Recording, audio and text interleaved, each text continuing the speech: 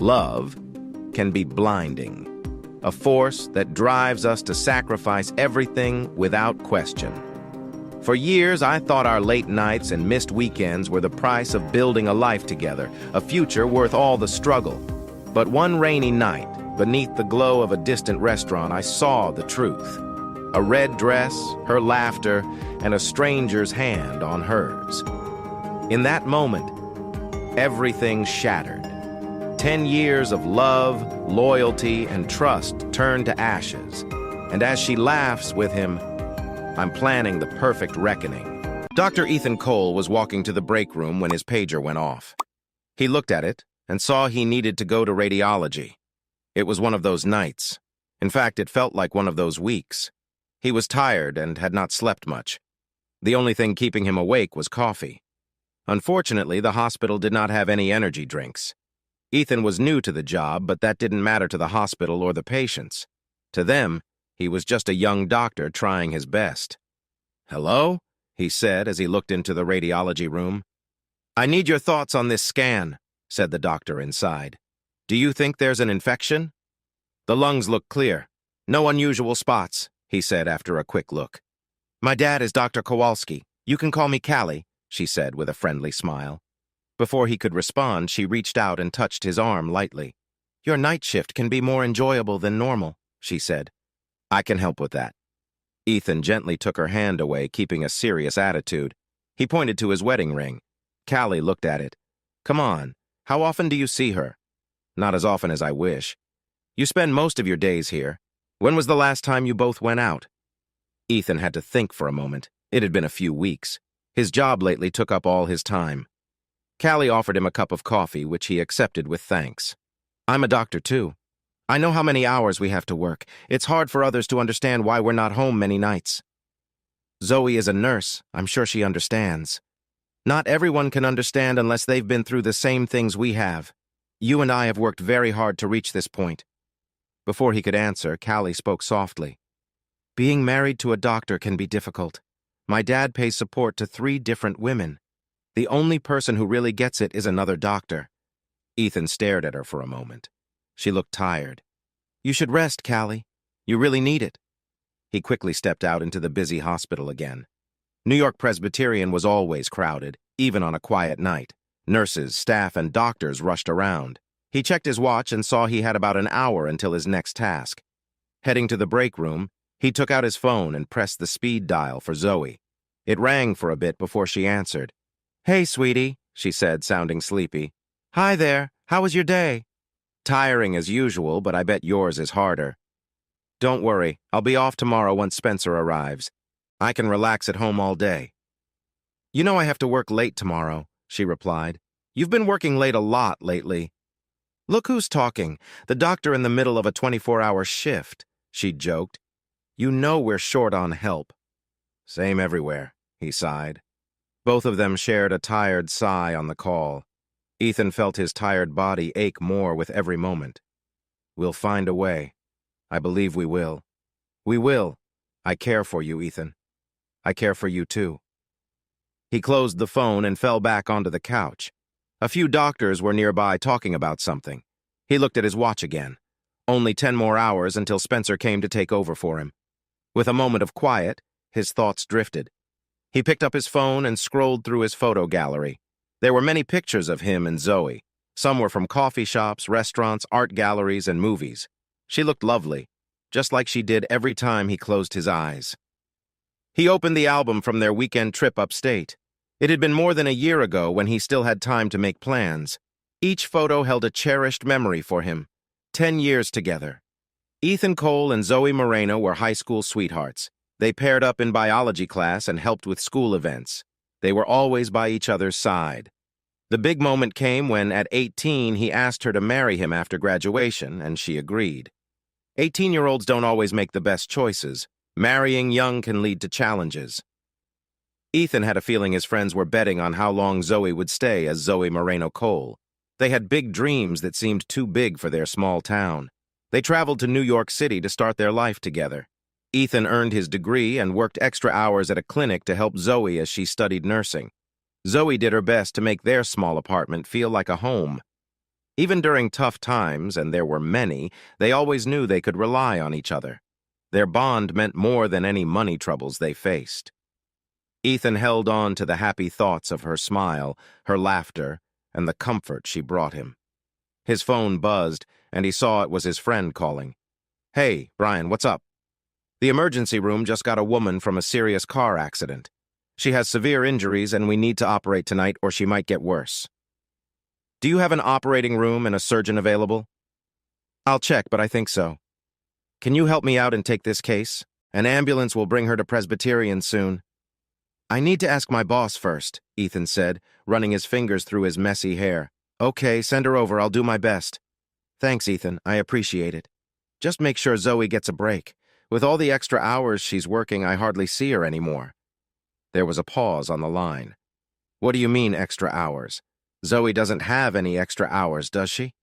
"Are you sure?" "Yeah, I have to check the records myself before they get sent for payment. I would know if she was working late. I think you might have missed something. Maybe she's doing it without proper paperwork. The nurses' union would be upset with me if I tried anything like that. I really like my job. Can you check again, please?"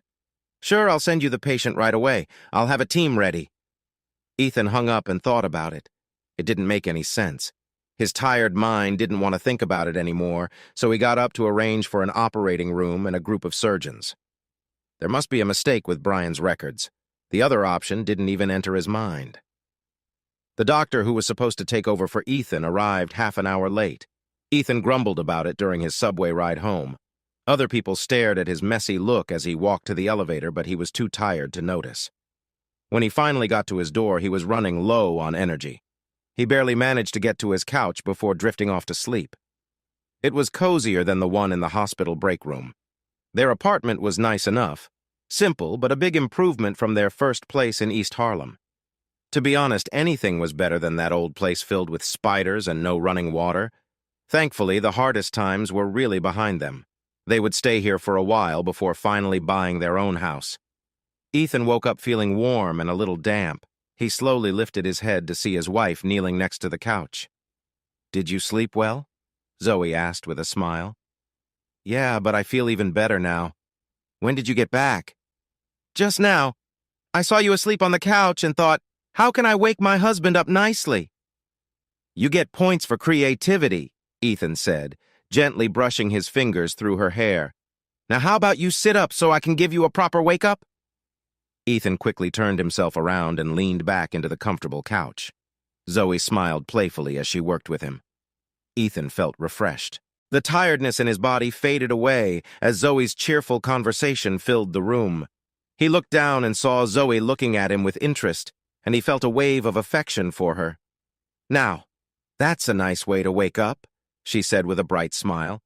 "Should we get something to eat?" Ethan checked his watch, realizing how late it was. "The menu from Szechuan Palace is in the kitchen drawer, but don't order too much. I'm not very hungry." "But you haven't eaten anything all day," she reminded him. "I know. I guess I've lost my appetite from all the coffee."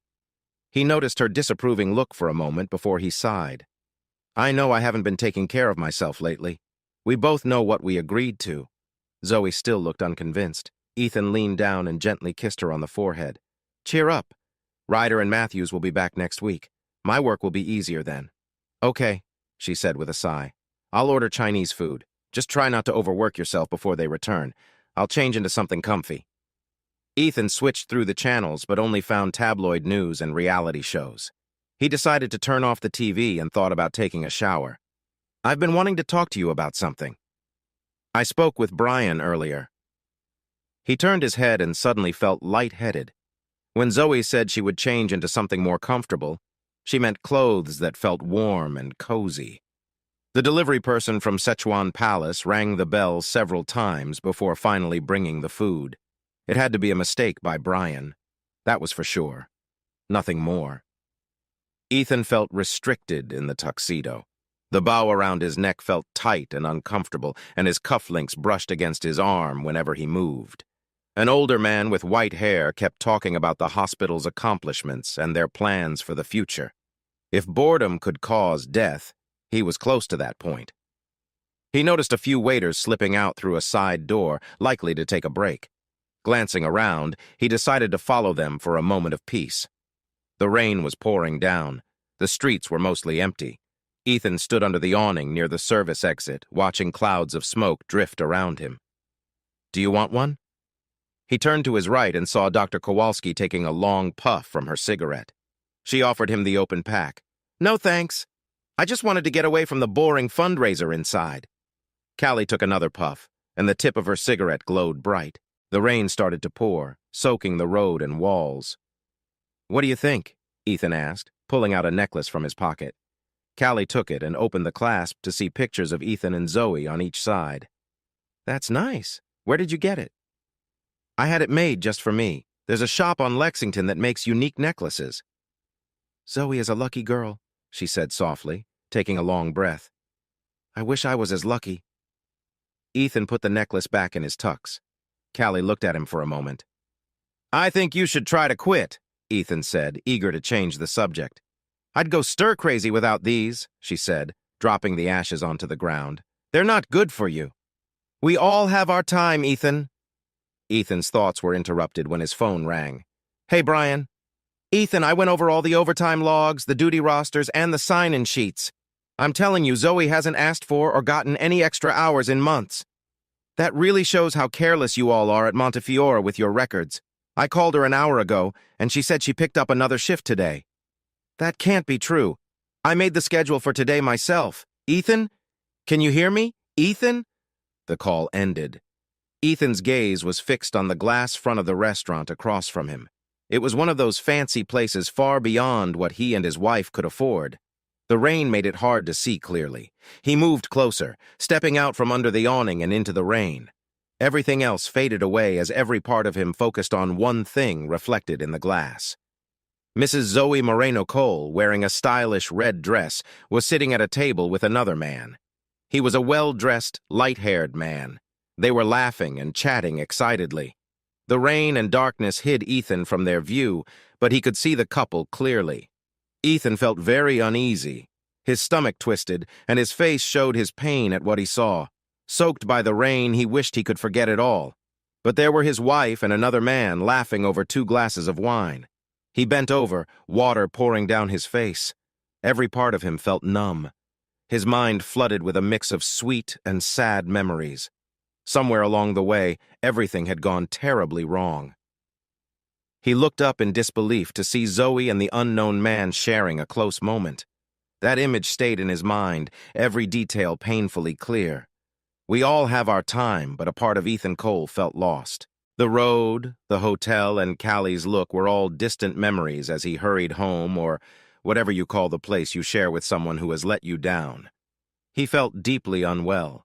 His tired legs struggled to carry him to the sink, where he emptied the contents from the fundraiser buffet. He slid down against the tiled wall, letting the coolness touch his face along with a few tears. That moment, the way she leaned in and smiled, replayed in his mind clearly. He stood up, cleaned himself off, and grabbed a bottle of whiskey from the cabinet. He didn't need a glass or any water. He took a good swig and set the bottle down next to him. "You're still awake." Ethan simply sat beside his recliner, the empty whiskey bottle keeping him company. His tuxedo had become a messy blanket under him, and his shirt was partly unbuttoned. His tie hung loosely across his chest, matching his messy hair. All things considered, he looked like a well-dressed disaster. "What happened, Ethan?" Zoe asked, worried. She set her bag down and sat next to him. He quietly refused to speak. "The fundraiser could not have been that bad." He turned his head and looked at her with a blank expression. His eyes seemed to stare without really seeing anything. "If you're hungry, I can make something. Just give me a moment to change into something comfy." Her second outfit changed today. Ethan's mind was full of mixed feelings. Regret, bitterness, and a deep sense of sadness overwhelmed him. It was too much for his face to show. His stomach felt tight. Meanwhile, Zoe came back in a more casual outfit, unaware of the anger growing in her husband. "We had another meeting with the union reps. More people are getting let go." He didn't even notice she was talking. His life felt like a hazy blur where he didn't recognize anyone. Everything Ethan cared about felt unimportant now, all mixed up in his mind like a fog he couldn't clear. "Ethan!" He blinked and focused on her. She appeared different, like someone he used to know but no longer recognized. "Ethan, what's wrong? You haven't spoken to me since I returned." He stood up, using the chair for support. His hands shook a little as he held her shoulders. Ethan's pants slipped down a bit. "What?" Before she could finish her thought, Ethan pulled her close, pressing his hands against the wall beside her. His face showed struggle, caught between mixed feelings. Zoe leaned in to kiss him, but he turned away, leaning his head on her shoulder instead. The memory of feeling hurt was strong in his mind, and he couldn't look her in the eye. He remembered all the things he had given up to help her dreams, feeling a sharp sense of disappointment. After a moment, Ethan stepped back, creating some space. Zoe leaned against the wall, eyes closed, looking lost in thought. "I guess I'll have to take on more extra shifts," he said quietly, his voice heavy with feelings he couldn't shake. As he left the room, he balled his hand into a fist and hit the wall. Pain shot through his hand, matching the hurt inside him. Sophie Montoya, a third-generation Cuban-American living in New York, had a strong sense of responsibility. Her family had always been devoted to their country. Her grandfather fought in Vietnam, and her father served in the Gulf War before becoming a police officer. Sophie had also answered the call, serving her country with 2 tours in Afghanistan before joining the NYPD. Eventually, her skills in investigation helped her become a private investigator. Now, as an insurance investigator for New York Presbyterian, she made sure that claims were carefully checked. Her background was very useful in this job. Ethan Cole came into her office looking for answers about his marriage. "So, you think your wife is unfaithful?" she asked. "I know she is," he said firmly. "And you're talking to me instead of a lawyer?" Ethan rubbed his tired eyes. Sophie noticed how worn out and troubled he looked. "You don't look well," she said. "Yeah, I know," he replied. Sophie took out her notebook and wrote some notes. She closed it and looked at him again. "If you're sure you've seen her with someone else, do you really want to find out the whole story?" "What are you, my counselor now?" he said with a hint of sarcasm. "I just know how this usually plays out. Sometimes it's better to walk away. You want answers, but knowing everything might not help as much as you think. It's your choice." "Just let me know if it's true," he said. "I need to know." Sophie sighed. "That's fair. Just remember, once you see it, you can't unsee it. Are you ready for that?" "Yes." "Then I'll contact you if I find any clear evidence. But think about moving on. It's hard, but it will help in the long run." Ethan managed a small, sad smile. Sophie leaned in. "Now, should we talk about my fees?" "Hello, I'm home," Ethan called out. "Perfect timing," Zoe replied cheerfully, holding out a spoon for him. "Try this." Ethan took a taste, recognizing the familiar flavors of basil and thyme. "Just like my mom's recipe. A bit more pepper this time." "You always find my little secrets," she laughed, stirring the pot happily. Ethan put his arm around her. "Let's talk about my wonderful wife now. If you keep this up, you won't get any dinner." Ethan chuckled, his face softening as he hugged her, and for a moment the worries slipped away. His fingers gently held one of the firm spots. "I'll give you 5 minutes to stop that, or there will be no dinner." "Forget it," he whispered in her ear, making her shiver slightly. "The only thing I want for dinner is you." He leaned into Zoe's neck, enjoying its softness. She set her stirrer down, deciding to focus on the wonderful feelings around her.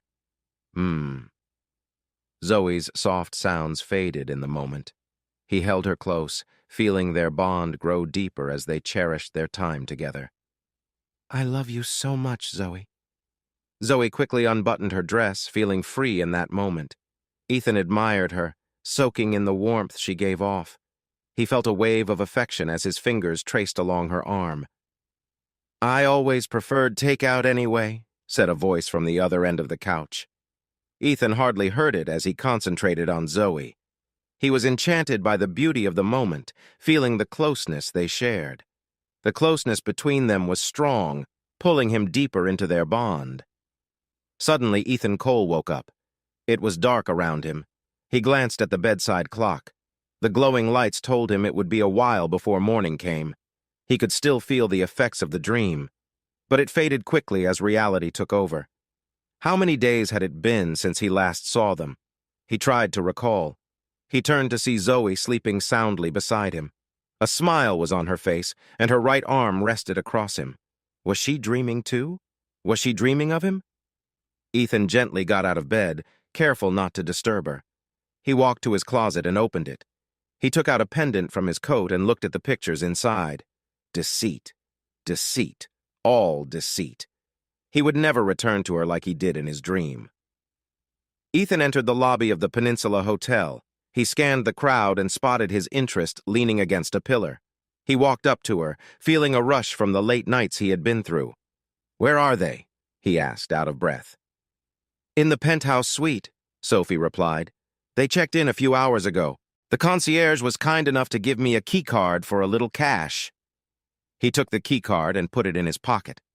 Sophie looked at him closely, seeing the struggle on his face.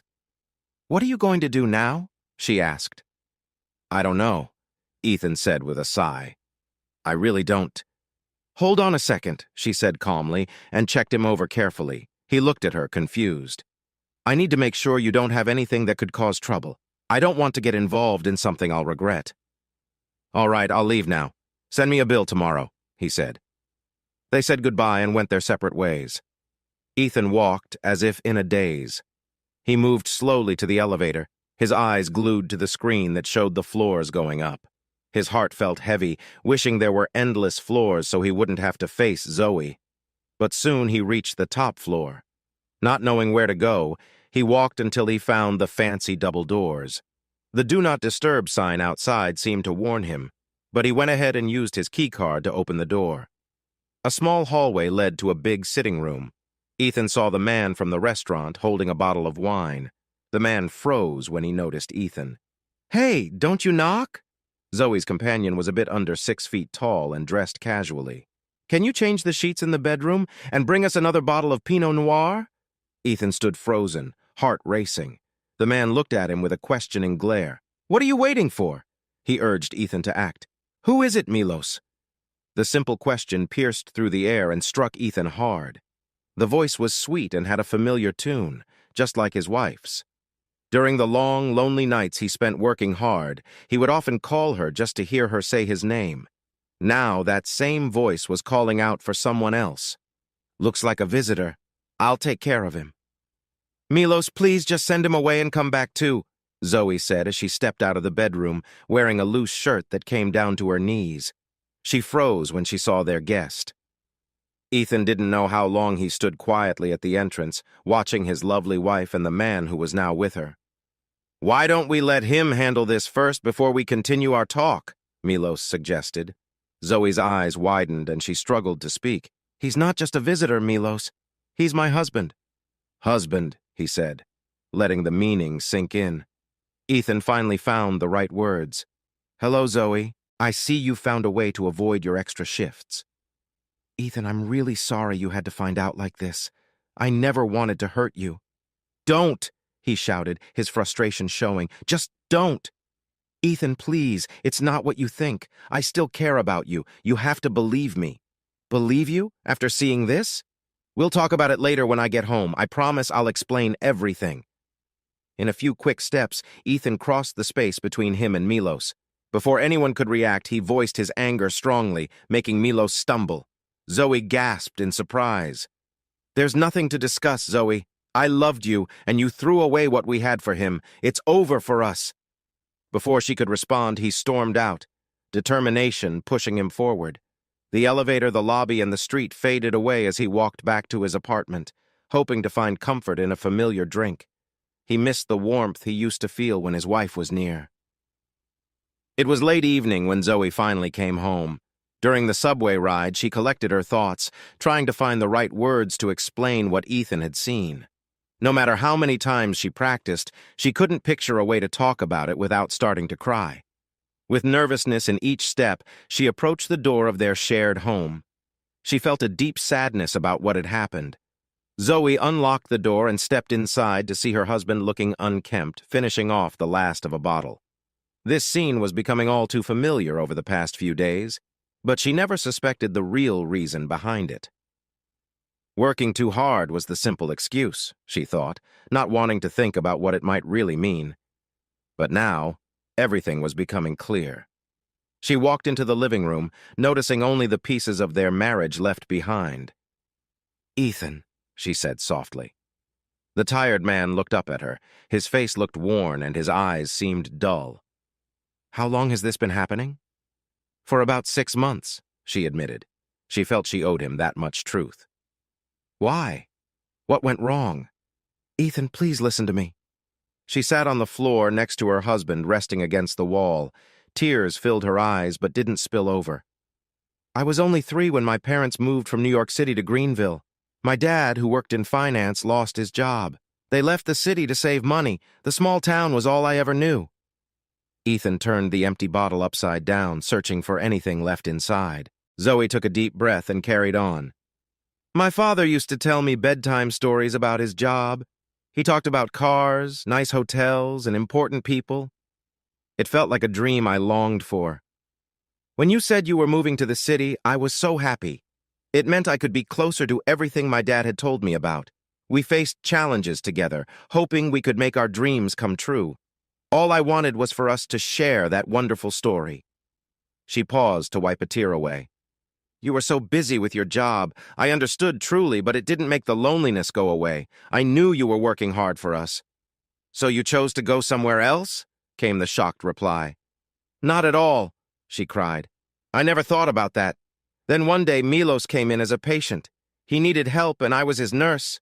He was kind and we started to talk." "Talking? You decided to break my trust for that? Why didn't you ever talk to me?" "Because you weren't around," she said. The words hung heavy between them. Finally, she broke down in tears. "I'm so sorry, Ethan, but you were never there.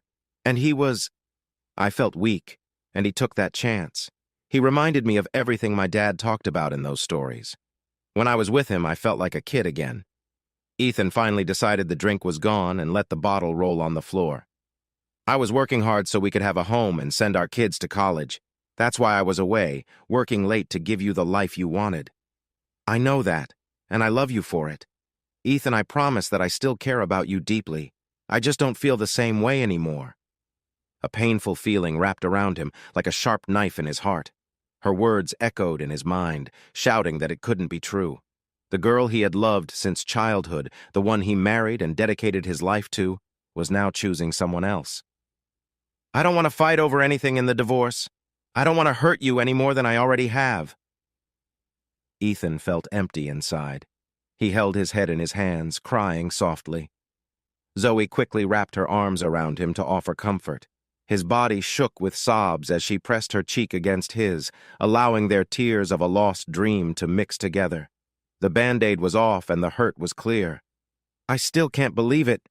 It's really over." Ethan stared at the ceiling. The streetlights outside cast long shadows. 2 days had gone by, but he still found it hard to understand what had happened. "Sometimes I think it must be a bad dream." "Well, if it is a dream, it can't be all bad," came a hopeful voice. Ethan looked down and saw Sophie Montoya smiling at him, her cheerful presence lifting the mood. He chuckled, feeling comforted by her warmth beside him. "I'm surprised you're staying calm. I thought you would be angry with her, but you weren't. I grew up in a house where shouting was common. It taught me to never hurt a woman or a child, no matter what happens." "You must have thought this could happen," said Sophie. "I never imagined it would," he replied. "Reality can be surprising," she noted. She stood close to Ethan, and he turned to her, taking in the moment. "Let me share a story. A few years ago, I got a job from De Beers. They wanted me to find a man who had stolen a diamond from their mines. Their information suggested he was in my area. I tried everything I could, but I was getting nowhere. Just when I was about to quit, I received a call from someone in Philadelphia who wanted to confess to the theft." "He just turned himself in?" he asked, curious. "Yes. It turned out he had taken the diamond and traveled all the way from Rustenburg to Philadelphia to turn it into a wedding ring. When he got back, he found that the woman he loved was already engaged to someone else. I didn't have any evidence against him, but he still admitted everything." "Really?" "Let's skip the chit-chat," Sophie said with a smile. "It's time to celebrate your freedom." She quickly shifted the topic. "All right, I should head out," she said after some time, looking for her belongings. I'll see you at work tomorrow. And remember, not a word about this to anyone. I want to keep things quiet. Got it. We'll forget this ever happened. That's the right attitude, she said as she finished getting ready. Now you have the chance to see what else is out there. You've been through a lot. Go enjoy yourself. What about that thief you mentioned? Ethan asked, redirecting the conversation. He took his own life in prison. He wrote that it was too painful to keep going. A worried look crossed her face. Should I be concerned about you? She asked seriously. Don't worry, I'm not in any trouble. The pendant in his drawer seemed to say otherwise. He found himself trapped in a different kind of prison. The divorce happened quickly and without much trouble. There were no kids, and they both had their own money.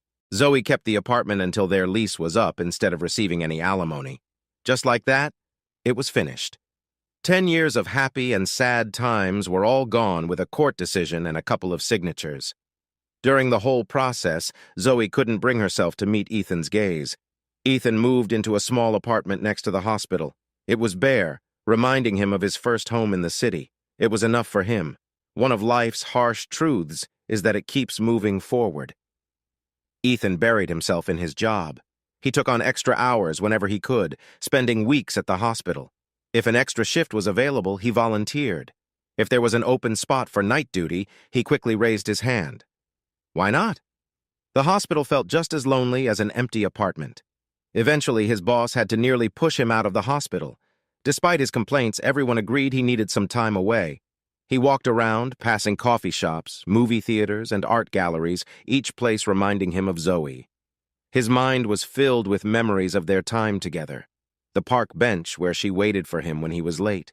The food truck that served her favorite quesadilla, even in the early hours.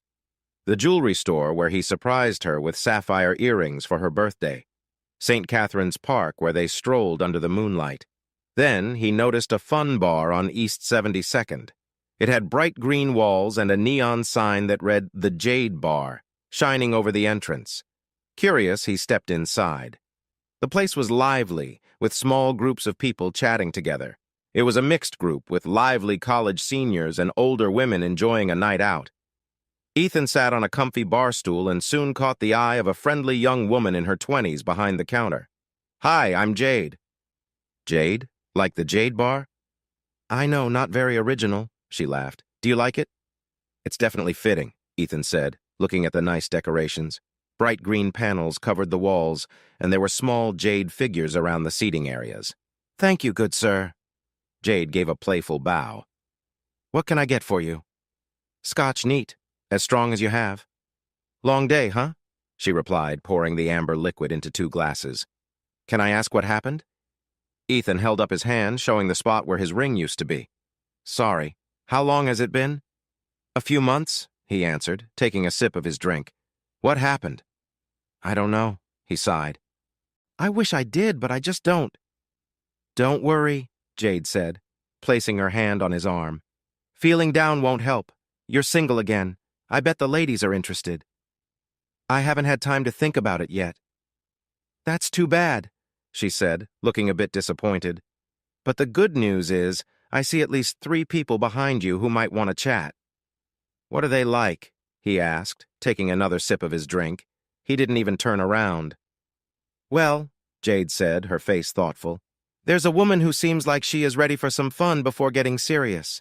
She has glanced your way a couple of times since she sat down. Not interested. Who else is there? There's a group of ladies to the left. I think they might have enjoyed 1 drink too many. 4 of them seem to be encouraging the 5th one to come over to you. You're kidding, Ethan said, glancing back quickly. Wow, that lady looks old enough to be my mom. She looks like that now. Just think how she'd look without her makeup in the morning. He quickly took another sip of his drink. And behind door number 3? Just a moment, said the bartender, stretching her neck to see better. This is interesting. There's a couple at the end of the bar. The man has been nudging his wife and pointing your way for a while. She seems curious, too.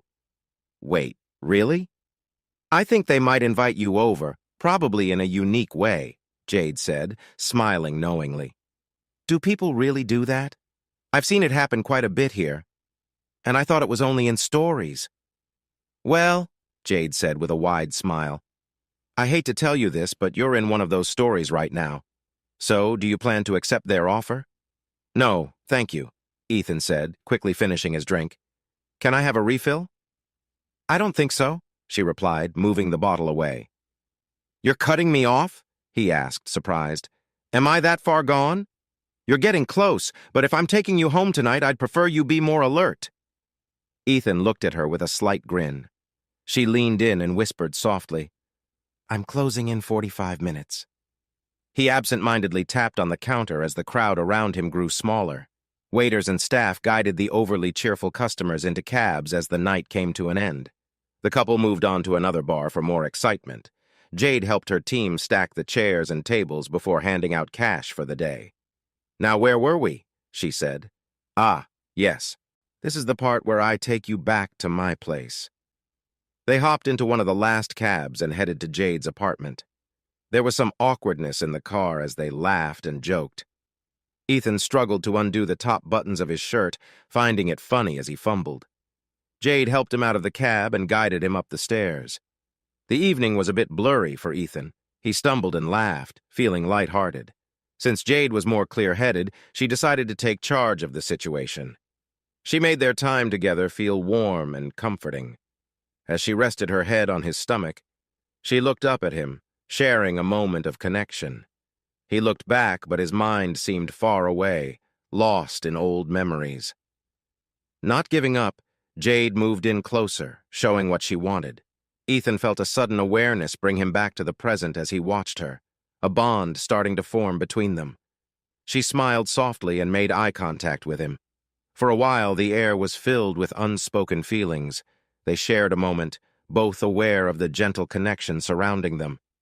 Jade's expression changed, showing she understood more about his feelings. Really? Is this all I get? He said playfully. Ethan turned to his side, drawing her nearer. He placed gentle kisses on her cheek, savoring the moment before finally kissing her softly on the lips. That's better, she said, snuggling closer to him. I could tell you weren't fully here. Sorry, he replied, a bit embarrassed. I had too much to drink, and not enough time after the divorce. That too, he said quietly. You seem like a nice guy, Jade said, gently touching his face. I can't understand why things changed for you. She saw a look of sadness pass over his face like he was remembering something painful. I meet a lot of men who are going through similar things. They all want to move forward. Did you help all of them move on? No, you're different. For one, you didn't try to flirt with me right away. It's hard to move on, he sighed. It's like I have to admit those years weren't what I thought they were. I loved my wife very much. And now it's over. I can almost hear my dad and sister saying they told me so. Jade took his hand and gave a gentle, reassuring touch. Look around you. People face tough times. What if everyone held on to their past mistakes? Moving on is important for healing. You need to embrace that. Ethan thought about her words. As a doctor, he knew the challenges many people faced. After a pause, Jade spoke again. You have two choices. You can either move on with your life or stay stuck in your sadness. It's up to you to choose what's best. You're the third person to say that, he answered. For good reason. How about I make us some coffee and we chat more? I can give you information about a support group I know. Sounds good. Jade sat up and smiled at him. I'd love to help you more when you're ready. You really stay positive, don't you? Ethan said. Absolutely, she replied happily. Then she put on her prosthetic leg and stood up, looking pleased as she went to make the coffee. Thank you for sharing, Ethan, said the man with the beard. Ethan looked at the small group from his podium, seeing a mix of people from different backgrounds. He awkwardly waved at them and sat down at the back. Who else wants to share? The man asked. A hand went up. Everyone watched as a man in sweatpants walked to the front, ready to share his story. He started talking about how his partner had put him down over the years. He talked about a painful moment when he found out about unfaithfulness and the emotional hurt it caused him. His story was filled with raw feelings, showing the challenges he faced as he dealt with his own sadness. For about 5 minutes, he held Ethan's attention, connecting through shared experiences of loss and healing. Ethan looked around quickly and saw many people focused on their smartphones or tablets, ignoring the man speaking up front as if he was just background noise. "What a waste of time," he said under his breath, glancing at his watch. "I agree," said a voice next to him.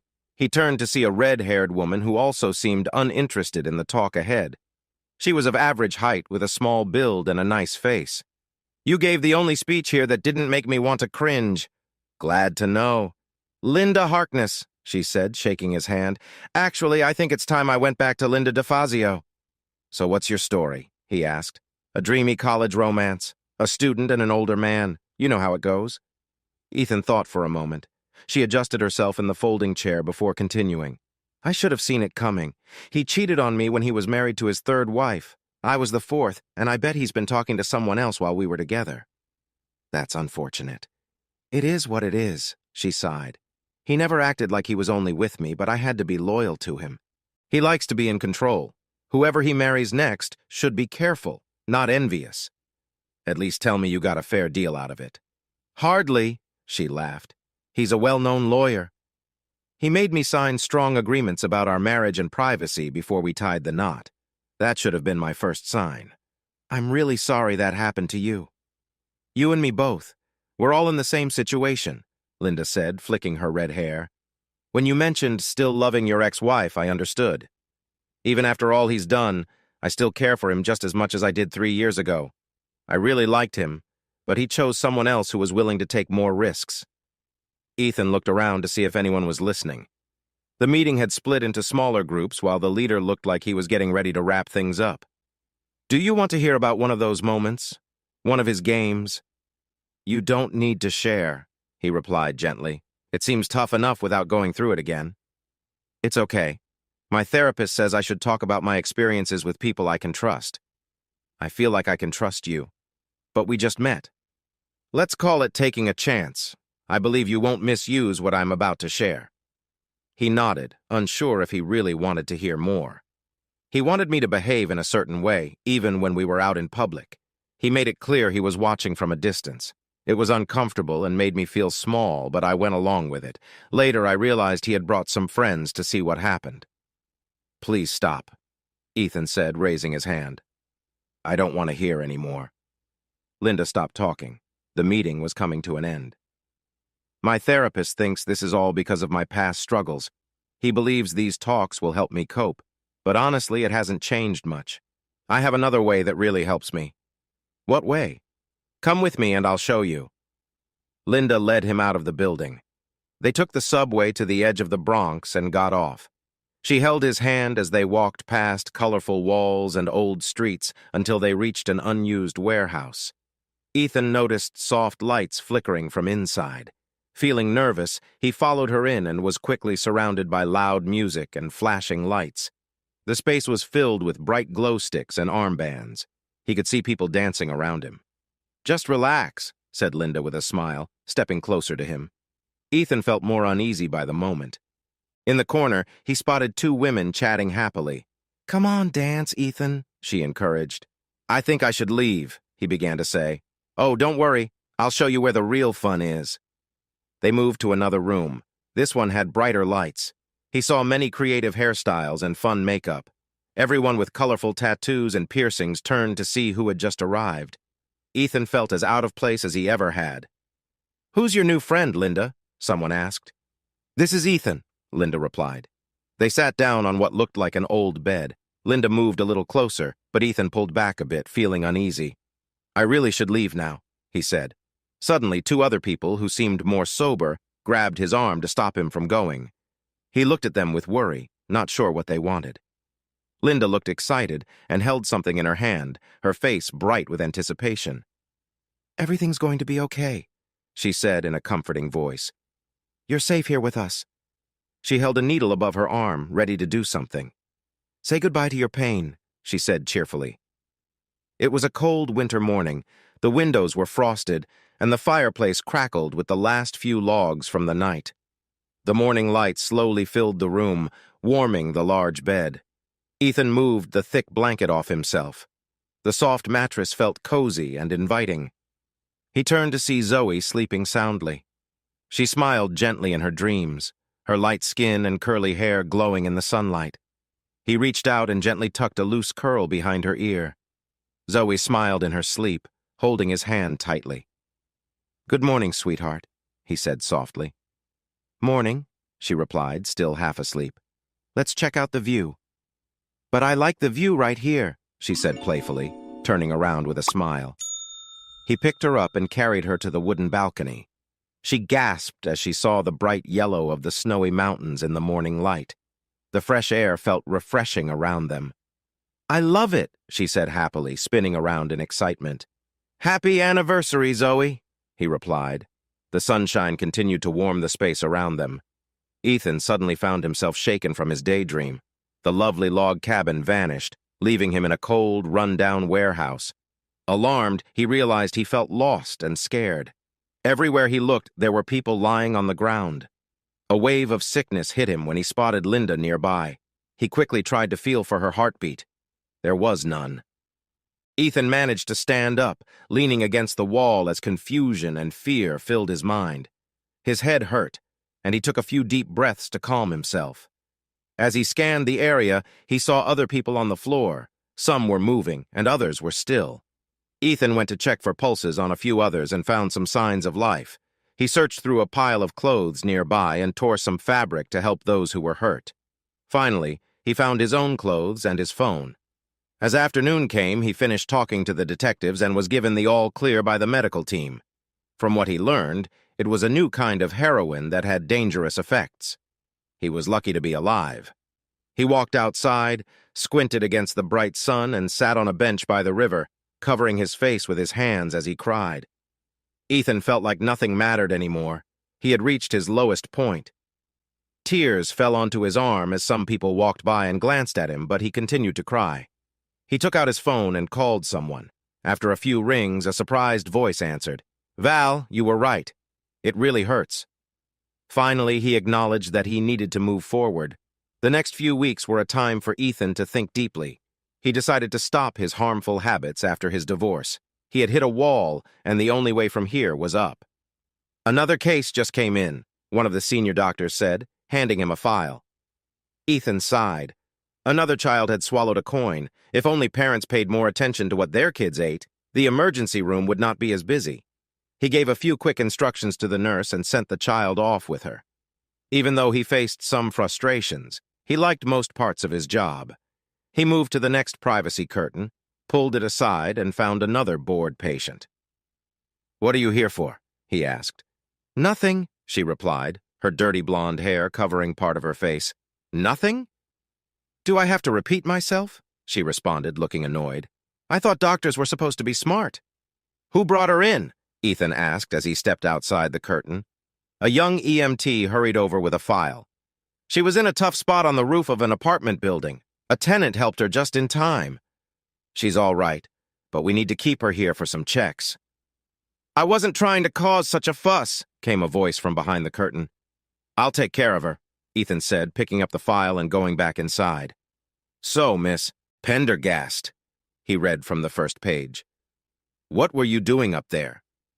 "Yes," she exclaimed with frustration. "I was trying to find a good spot for a photo when someone pulled me back in." "A photo?" "Wait," she said, pulling out a big bag from under the bed. She opened it and took out a nice camera and a few extra lenses. "Are you happy now? You're a photographer?" "On my good days. Here's the deal. Can you go to the waiting room and get me the newest magazine you have?" Driven by curiosity, Ethan grabbed the latest Time magazine from the rack in the nearby waiting area. His companion flipped through several pages before stopping at a full-page image showing the effects of a recent conflict in a distant place. She smiled and pointed to the small copyright in the corner. Samantha Pendergast. "Sam is fine if you want to get to know me better." "You're with Time?" "I'm a freelancer, but I've written for Time, National Geographic, and some other well-known publications. They call me when they need something special." Ethan sat next to her and took a moment to appreciate the photo.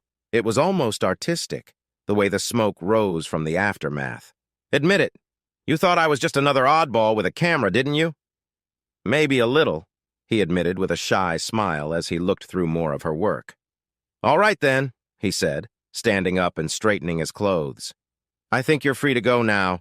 I don't see anything wrong." "I wish I could say the same," Sam replied. "I'm sorry, what do you mean?" "Do you know that photographers, especially good ones, are very observant? Most of my photos take days or even weeks to get just right. I can learn a lot about a person just by looking at them. If you try hard to hide your struggles, you often reveal even more." Ethan paused for a moment. She smiled playfully.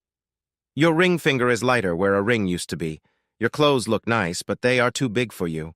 You've lost a lot of weight recently. But the most noticeable detail is your eyes. From when you opened the curtain until now, they only sparkled when we talked. You haven't been sleeping well, have you? Are you my therapist now?" "No," she replied with a smile. "Just a friend, if you want me to be. Listen, I'm sorry you came all this way for nothing, but I think—" Ethan was interrupted by the sound of Sam's camera clicking. She admired what she had created on the screen behind her. "Take a look," she said, turning it toward him. He waved it away. "That's just a blank canvas to me now. I'm going to make it look so much better. Then we can take another picture, a before and after. I appreciate it, but I'm not really looking for—" "Another relationship?" she finished for him. "Neither am I. But no one said we can't just be friends." He sighed, giving in to her excitement. "Awesome! I have an extra ticket to Neil deGrasse Tyson's new book launch this Saturday at Strand. Well, I don't have it yet, but I'll get one." Ethan looked surprised as she casually planned his weekend. She burst into laughter at his confusion. "You think I'm unique? Just wait until you know me better." "So, how was it?" he asked. "I'm more puzzled about black holes now than I was after watching a certain movie," Ethan replied. He and Sam walked down Fifth Avenue. Ethan had his hands deep in his pockets to keep warm in the chilly air. Sam had a scarf around her neck and wore a cozy sweatshirt from the Rhode Island School of Design. "Still, you have to agree it's interesting. The thought of what might be out there so far away that no one can ever see." Ethan's phone started ringing. He glanced at the screen and declined the call. Sam noticed but decided to give him some space. "I looked you up," he said. "You forgot to mention that you won a Pulitzer Prize earlier." "I'm honored," she smiled happily. They made their way to Washington Square Park. The sidewalks were filled with street performers, from artists to jugglers and musicians.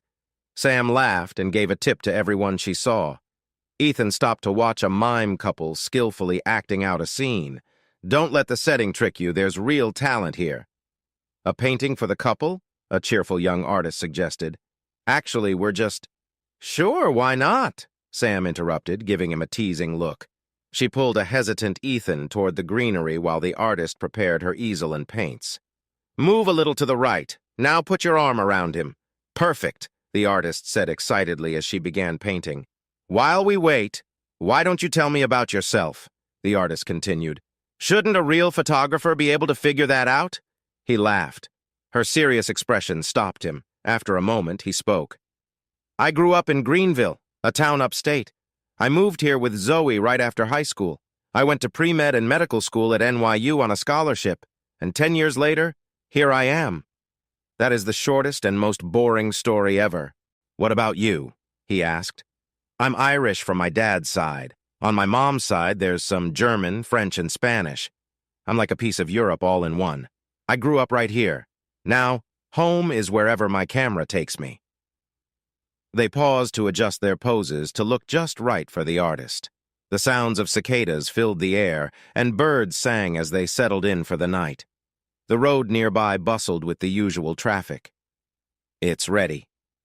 The two friends went to see the painting of themselves. The artwork was very detailed, capturing their faces in the soft evening light. Sam's portrait showed a big smile, while Ethan's had a calmer look.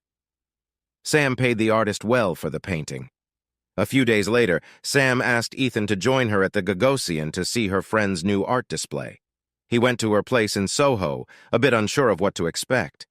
He rang the doorbell and waited. Moments later, a man with stubble and a hat opened the door.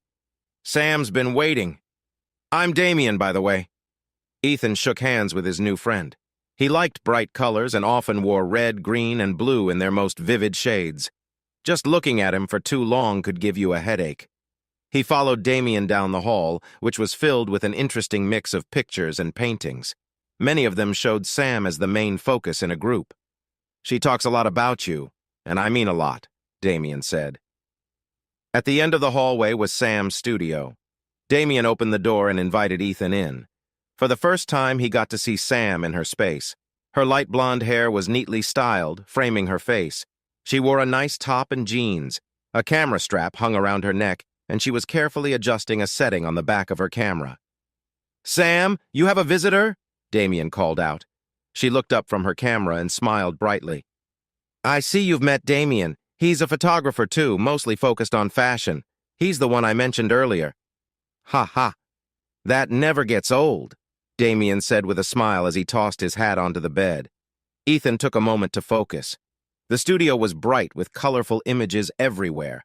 He shook off his confusion and asked, "So, are you two friends?"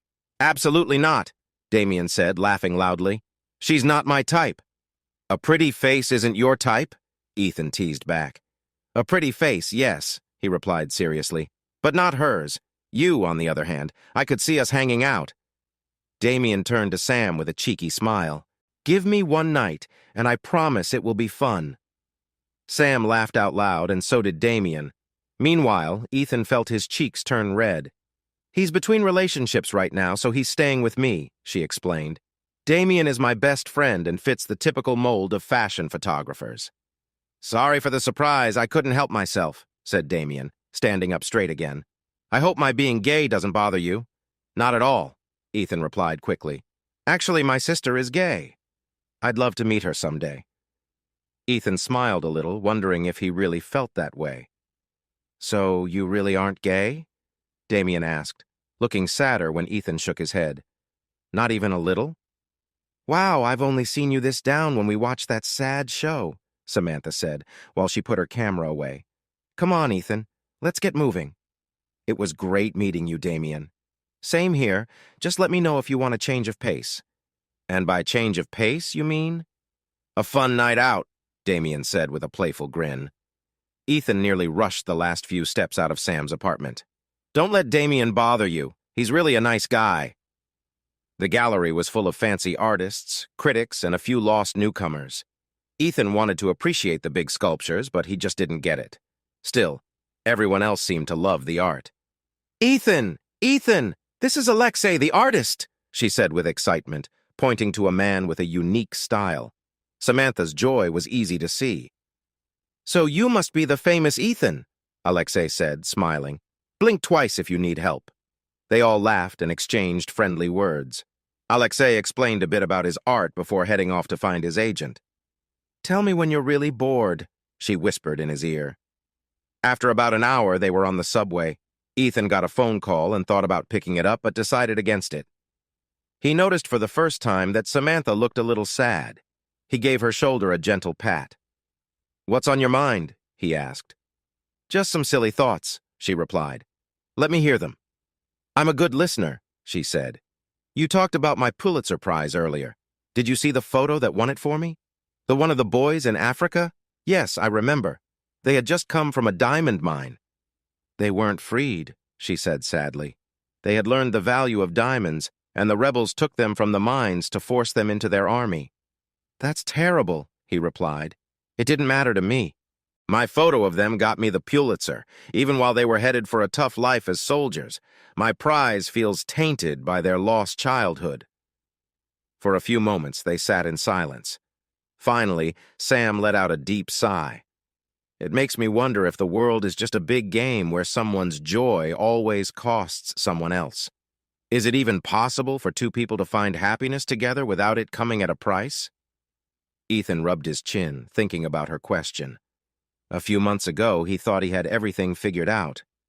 "I'm not the best person to ask," he said honestly. "Right now, my views on relationships are a bit one-sided." "You're not alone in that," she replied softly, looking down as she played with her camera strap. "So, are we still going to the concert next week?" A friend. Samantha Pendergast had promised him friendship. To her, that meant watching independent movies, trying new restaurants, and making light jokes about art shows. She had a natural brightness about her and was always trying to make him smile. In the following months, Ethan began to smile again. His co-workers noticed that he no longer looked so confused. He returned to working reasonable hours, or as reasonable as his growing career allowed. He became her regular +1 at gatherings. From the rooftops in the Upper East Side to large boats on the Hudson, he explored the quirky world of art and journalism with Sam guiding him. Then came the day when Samantha asked him to join her for a special occasion. They were at a Japanese restaurant when her request made some sake spill on his pants. "You want me to meet your family?" "You make it sound like a big deal," she laughed. "I just want you to meet them because they are curious about the guy who occupies my time. It's my dad's birthday." "How many people will be there?" he asked quickly, trying to clean the wet spot on his pants with a napkin. "My parents and my brother's family, that's all. My brother is away, but his wife and daughter are here. They are really nice." "I'll take your word for it," he replied, giving up on drying his pants. He lowered his voice and asked, "Don't you think it sends the wrong message? No one will think we're together. How can you be sure?" Samantha put her fork down and took a deep breath. For a moment, Ethan saw a different look on her face. He wished he had chosen his words better. "I'm sorry," he said quickly. "You don't have to say anything." "Thanks. I just have a good reason not to try that again." Before Ethan could apologize again, Sam smiled and asked the waiter for a new bottle of sake. "Will you stop looking unsure? You look good." Ethan sat in their rental car just down the street from Samantha's brother's house, fixing his tux. It was a lovely home in Westchester, on a quiet suburban street. Sam had finally convinced him he looked okay. They walked up to the door and rang the bell. They could hear footsteps approaching. The door opened, and a little girl who looked about 3 years old appeared. "Aunt Sam!" she shouted, jumping into Sam's arms. Sam hugged her niece tightly. "Lana, it's been such a long time. You look even cuter than I remember." She set Lana down but kept her close. A friendly-looking woman with brown hair approached. "All right now, Lana, let go of your aunt," she said gently. "Don't worry about it." "I'm fine," Sam replied, still holding her niece. "You must be Ethan," the woman said, reaching out her hand. "I'm Thalia. I'm sure Sam has told you about us." "It's nice to meet you," Ethan said, handing her a bottle of wine. "Come on inside and meet the rest of the family." Ethan followed her in. The house was small but very well cared for. Pictures decorated the walls as they walked toward the kitchen and dining area. He stopped to look at a big photo that showed Sam, her niece, her sister-in-law, and what seemed to be her parents and brother. Her brother wore a uniform, proudly showing off many awards and medals. Don't let his picture fool you. Under all that military stuff, he's just a playful guy. Ethan turned and saw Sam holding out her hand. He took it and followed her to the dining room where a big dessert with lots of candles was waiting. He greeted Sam's parents and shook their hands. Even though they were older, they looked very healthy. "Quick, let me blow out the candles before Ethan can count them." Everyone laughed as Sam's dad blew them all out in just 3 puffs. He cut slices and served them to the ladies. Lana took her piece and made a mess. "Lana," her mom sighed. Before anyone could help, she took her daughter to clean up. "So, Samantha tells us you're a doctor." "Yes," he said. "I work in trauma care." "Please, just call me by my name," the dad replied. "It's my birthday, so let's not talk about getting older." Thalia came back with a tray full of tasty snacks. Samantha decided to open a bottle of wine and pour some for everyone. "So, you work in the city?" Sam's mom asked. "Yes, at New York Presbyterian. I recently got an offer from Mount Sinai. They have a larger team there." "Cheers to that," Thalia said, lifting her glass in celebration. "Do you have your own place in the city? Finding an apartment can be hard." "Right now, I just have a small place near work. I should probably find a better one if I want to invite you over." "That sounds great." The snacks were quickly eaten. Thalia went to refill the tray and sat down next to Ethan on the couch. James mentioned this is his last tour. He already has a job lined up with a private security company. Everyone took a bite of their food while little Lana climbed onto Sam's lap. "When is Daddy coming home?" "He's coming home very soon, and this time he's coming back for good." Lana clapped and squealed with happiness. Sam hugged her tightly. Sam is very close to her brother, her mother told Ethan quietly. They were best friends when they were kids. They shared all their secrets. Why don't we show him the video? Her father suggested. Thalia nodded and got a CD. This is from 4 years ago. The TV screen turned on. The first scene showed Sam's parents talking softly to each other. The video shifted to the yard, where a big neighborhood party was happening. Thalia, who was pregnant, was chatting with her friends. The shaky camera moved to Sam as she tried to focus on a squirrel nearby. The video shifted back to Sam's parents as they gestured in her direction. The video showed her with her camera. Suddenly, a big man appeared out of nowhere and picked her up in a hug. Sam was spun around and set down. Then she hugged him back happily. All the guests at the party gasped, especially Thalia, who quickly came over to join in the hug. The crowd cheered and clapped. Captain James Pendergast had come home early from his job. The camera focused on his face, with Sam and Thalia smiling widely beside him. "And cut," said Sam. They joked and laughed together for hours.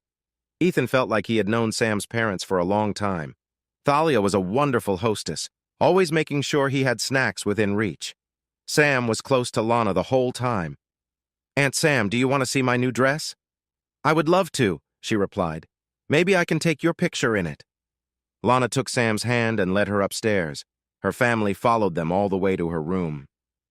"I'm glad Sam is making friends again," her father said. "She looks so happy, just like before." Thalia started to say, but noticed Ethan's confused look. She stopped and quickly covered her mouth. Ethan looked around the living room at their worried faces. After thinking for a moment, he spoke up.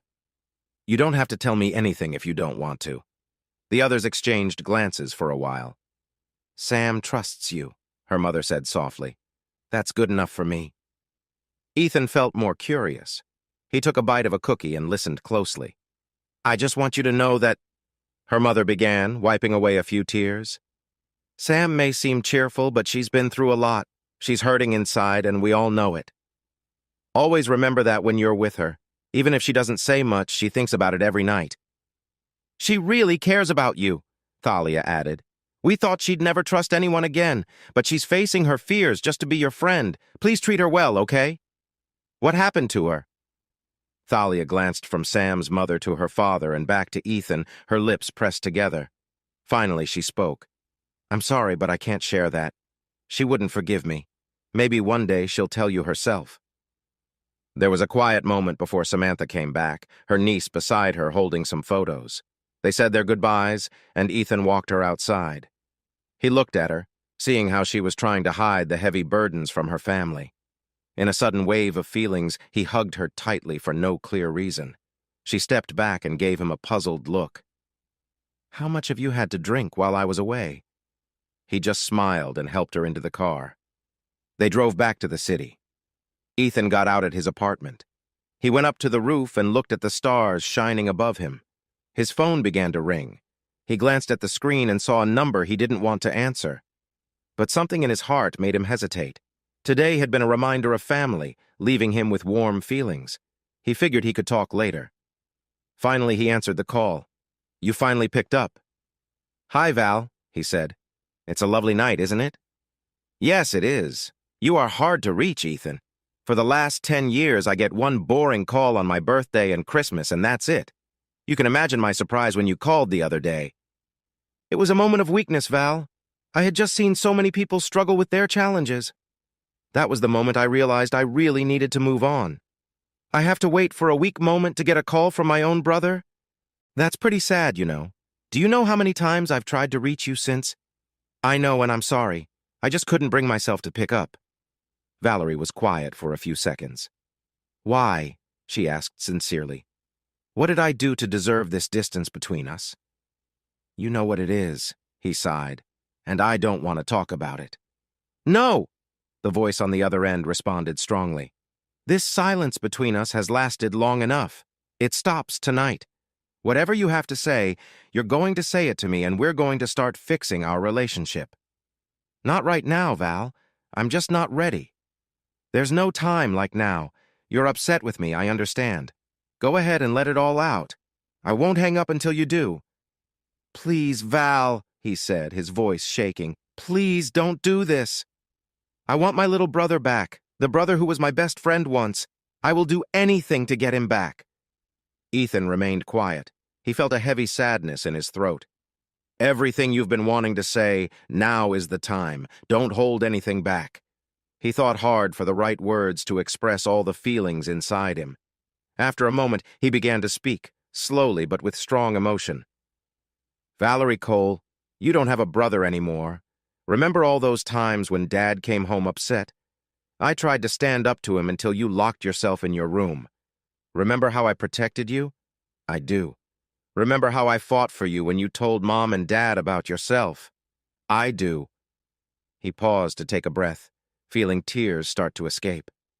Years of anger and frustration had built up inside him, finally overflowing. Everything was coming out whether he wanted it to or not. "The one time I needed you to stand up for me, you weren't there. Dad told me not to marry Zoe, and you agreed with him. You said it was because we were too young, but really, you just didn't want to confront Dad." His voice was shaking, but he pushed on. "Mom isn't here to help me anymore, and I needed my big sister. I cried and begged for you to support me, but you didn't." He sobbed into the phone. Big tears fell from his cheeks onto the concrete floor, and his eyes blurred so much that he could no longer see the stars. "Are you finished?" Valerie asked gently. He hung up and slowly walked back to his apartment. He wouldn't say it out loud, but he felt lighter than he had in a long time. Mount Sinai is a famous hospital. Ethan was excited to see the new equipment, modern labs, and some of the top medical teams he could learn from. Unfortunately, one thing stayed the same. He still had to do a weekly shift in the emergency room. Clad in his white uniform, he skillfully avoided a patient who insisted that he had a skin issue needing special attention. His phone rang, and he picked it up. "Hey, Sam, I'm just finishing with the last few patients in the ER. "The film festival starts in like 10 minutes, she said, sounding annoyed. "I'm sorry. Can you save me a seat? I'll call you when I get to Tribeca, and you can let security know to let me in." He heard an annoyed sigh, and then the call ended. Ethan accepted the reality of his ER shift and moved to the next privacy curtain. "So what?" His words caught in his throat. He felt weak in the knees, and a heavy feeling settled on his chest. He clenched his fist tightly until his knuckles turned pale. His head felt heavy, making him a bit dizzy for a moment. On the bed sat the woman who used to be known as Zoe Moreno Cole. She had a bruise on her face and a cut on her lip. She looked up at him, her eye puffy and barely open. Ethan opened the folder in front of him. He wanted to stay professional and not let her affect him. Mrs. Moreno. She had decided to keep her maiden name. Despite her injuries, she managed a small smile. "What happened to you, Mrs. Moreno?" he asked. "The floor was slippery in the bathroom, and I fell. I hit my face on the edge of the tub. It was an accident." Ethan knew she was not telling the truth, but he kept his professional demeanor. He checked the bruises gently, his fingers lingering a bit longer than necessary. "Are you really sure it was a slip in the bathroom that caused this?" "Yes," she said firmly. "Please, it's not what you think." "All right then," he replied. "It seems you might have hurt your cheekbone. The nurse will take you for an X-ray." Staying calm, he wrote down a few notes. He wouldn't show any emotion. He wouldn't let Zoe see how she affected him. "After your X-ray, please ask the nurse to bring you to my office. Based on what they find, I can give you some pain relief." Ethan wrote the request for the X-ray and tore it from his notepad. "I'll get the nurse." Just as he was about to leave, she softly held his hand. For a moment, he felt stuck, and memories of their time together flooded back. He quietly closed the privacy curtain and turned to look at her. "I'm sorry," she said, her lips swollen. "Sorry? I didn't know you were working here now. I wouldn't have come if I had known." Zoe released his hand, letting it rest beside her. She tried to smile. "What do you need?" he asked, keeping his voice soft. "Nothing. I don't have any plans. I've hurt you enough already. I won't be the cause of any more pain," she said. "You don't have to help me, Ethan. Whether you like it or not, I have to. I'm in charge of the emergency room today." She looked him over carefully. "You look well, Ethan. Better than I remember." "Zoe, are you really saying you got those bruises from falling in the bathroom? That doesn't seem right." "Yes," she begged. "I don't care what you think. That's what happened." "Did your husband do this to you?" I have to report it if I think he did. Please, don't. Don't make this worse for me." He gave her a handkerchief to dry her tears. "You might feel good about this now. I left you and I got what I deserved," she said softly. "No, I never wanted this for you. No matter what happened, I never wanted you to get hurt." Even as he said this, he felt a strange mix of satisfaction. He would be dishonest if he said he didn't feel anything. "I believe you, Ethan. You are the best person I've ever met. Our breakup hurt me a lot, just like I'm sure it hurt you. Still, you went ahead with it. Leave him and find your freedom again. It's not like you haven't done it before," he said with a bit of sadness. He took a few deep breaths to calm himself down. "I'm sorry, I didn't mean to say that," he added. "It's okay. It's my fault. I left a great man for something that didn't last. I deserve whatever comes my way." "You think staying with your husband, who doesn't treat you well, is a way to punish yourself? You believe you're making up for leaving me?" Ethan said, feeling hurt. "What I went through after you left was so much worse. You broke my heart. Nothing you do can change that." With that, he turned and walked away to find the nurse. He didn't look back at Zoe even once. An hour later, he was in his apartment, sitting next to a bottle of whiskey. All the memories he had tried so hard to forget came rushing back to him. The happier they seemed, the more hurt he felt. He walked over to his dresser and opened the top drawer. Among the clothes, he found a small jewelry box. With shaky hands, he opened it to reveal a delicate gold pendant. He opened the clasp and looked at the twin pictures of him and Zoe with a sense of longing. With a lump in his throat, Ethan realized he had not moved on. "I can't believe you missed the film festival yesterday, after all the effort I put into getting the tickets," Samantha said. Ethan stayed quiet. They were at Maria, ready to enjoy some of the best tortelloni and ragu in Manhattan, but his mind was elsewhere. Samantha stared at him, narrowing her eyes. Finally, she snapped her fingers in front of his face to get his attention. "I'm sorry, what?" he said, startled. "What's going on with you?" Sam asked directly. "You haven't said much today." "I'm just thinking," he replied. "About what?" she asked, raising her eyebrow. "Nothing important," he said, waving his hand dismissively. "You're hiding something," Sam said, wiping her mouth with a napkin. Ethan looked at his uneaten food, suddenly not so hungry. "What can't you share with me?" she asked sincerely while holding his hand. "You know I won't judge you." "It's just—" he started, searching for the right words. After a moment, he placed his utensils down. "Zoe came to the hospital yesterday."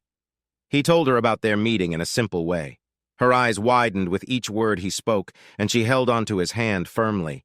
It felt like the longest 10 minutes to him. "That's it?" she asked. Ethan nodded. "You need to talk to the police." "I can't," he said firmly. "She asked me not to and said she wouldn't file a report. There's no clear proof that her husband did anything wrong. So what are you going to do, just watch her get hurt? Is that really who you are?" He didn't know how to respond. He wished he had an answer. "I know you, Ethan. If you do nothing, you'll regret it for a long time." "Who's to say I won't regret it if I take action?" It felt like a lose-lose situation. "Don't look so sad, it's only for a month." Ethan opened the door for Sam and her bags. She was heading to Hong Kong to report on the final days of the student protests. He walked with her to the entrance at JFK and waited while she got her documents ready. She glanced at him, noticing the familiar sadness she had tried to lift. Suddenly, she hugged him tightly and gave him a friendly kiss on the cheek. "I'll be back as soon as I can, I promise." They said goodbye, and Ethan returned to his apartment. It was still early in the morning, and he had to get ready for work. It felt like he was just going through the motions. He quickly made a simple breakfast and left. Everything felt the same, but also different. He didn't realize how much he would miss Sam. "Dr. Cole, there's a woman waiting in front of your office. She has been there for a while," someone said. Ethan spotted Zoe on the couch. She was dressed simply, and her bruise was less noticeable now. She almost looked like the woman he had fallen for over 10 years ago. "Come in," he said, waving her over. "It's good to see you're doing better." "Ethan, I want you to stop trying to shield me. I told you I'm not going to take any action. Yesterday, 2 officers came to my house asking if I'd been harmed. I had to talk to them for over an hour, and they acted like I wouldn't speak up about my situation." The irony of her words lingered in the room. "I had to get them to leave before Milos came back from work." It would have been much worse for me if he had seen them. Do you hear what you're saying? Ethan asked firmly. You're scared of him, but you won't ask for help. Zoe flinched a little, her hazel eyes shining with emotion. A nurse nearby knocked on the door to check if everything was okay. Ethan told her everything was fine and turned back to his ex-wife. I don't have time for this right now. Then I'll wait downstairs like I used to. My shift has just started. Are you planning to wait for 8 hours? It was never a problem before. She smiled gently and got up. For the rest of the day, Ethan felt lost. He moved from patient to patient, unable to concentrate. He didn't complete his paperwork well, and during a meeting, he sat quietly without engaging. 6 o'clock couldn't come soon enough. As promised, Zoe waited patiently in the hospital lobby. When he finished, she stood up and followed him outside. They walked to a nearby cafe and took a seat. Does your husband know you're here? Milos isn't here right now. He's in Edison for work. For work? Isn't he in finance? He used to be. His company was one of the biggest in the city. Then one day he made a bad investment and lost a lot of money. He lost his job, and we lost everything, our home, our cars, everything we had. Since then, he has been working with local businesses. Zoe looked at him and then at her cup. The first few months felt like a dream. We got married in Monaco and spent our honeymoon in Milan. Every day was a new adventure. He took me to places like Key West and St. Moritz all in the same week. Sounds perfect, Ethan said, sipping his espresso. Zoe smiled at the memories. You probably won't believe me when I say that even back then I thought of you often. I could only think about the pain I caused you. It felt so unfair. Sometimes I wished I could take back what I did, but I was too scared to try. What happened to him after the accident? Milos had a tough time. He started drinking every day. I worked hard to make ends meet, but it never covered the life he was used to. We ended up selling our house to pay off his debts and moved into a small, run-down apartment. It was all we could afford. Is that when he started? Ethan asked, pointing gently to her face. Zoe nodded sadly. At first, it was because he was frustrated about not finding steady work. Then it was when he couldn't get a drink. Later, he started betting on the wrong things. He always found an excuse to take his anger out on me. Yet you won't press charges or leave him? No, she said softly. He's my husband. I promise to stand by him for better or worse. I think you're taking that promise a bit too seriously, he replied dryly. After all, you made the same promises to me but didn't seem to care when you broke them. Please don't say it like that. For 10 years you were my entire world. If that meant anything to you, please. Ethan focused on his coffee, not meeting her eyes. Milos is all I have. I can't leave him. You also have. He hesitated, then stopped, thinking it over. Zoe looked up, her eyes locking on his, filled with emotion. Who else do I have? Is it you? No, it's not me, and it never will be. After what happened, I can't see you the same way. Every time I think of you, I remember what I witnessed, and it's something I can't forget. I miss you, Ethan. It hurts. Old feelings bubbled up inside him, reminding him of their happier moments. He wanted to believe things could be better, but he couldn't shake the memory of her betrayal, the laughter, the closeness, the moment that broke his trust. He finished his coffee in silence. Face it, Zoe. You miss the good life and ease of it. You don't miss me. She turned away, tears in her eyes, and quickly left the cafe, sadness on her face. Please, let me in. Ethan looked through the peephole and saw Zoe outside, looking worried. He opened the door and she walked in, looking shaken. I'm sorry for coming here, Ethan. I didn't know where else to go. What happened? He asked. Milos lost his job and he's really angry. He's been breaking things and throwing stuff around. I had to leave. I couldn't stay there tonight. How did you find my place? I got your card from the hospital yesterday, she said, tired. Can I stay here tonight? I'll go in the morning. Yes, of course, he replied before thinking too much. I'll make some dinner. Let me help, she offered.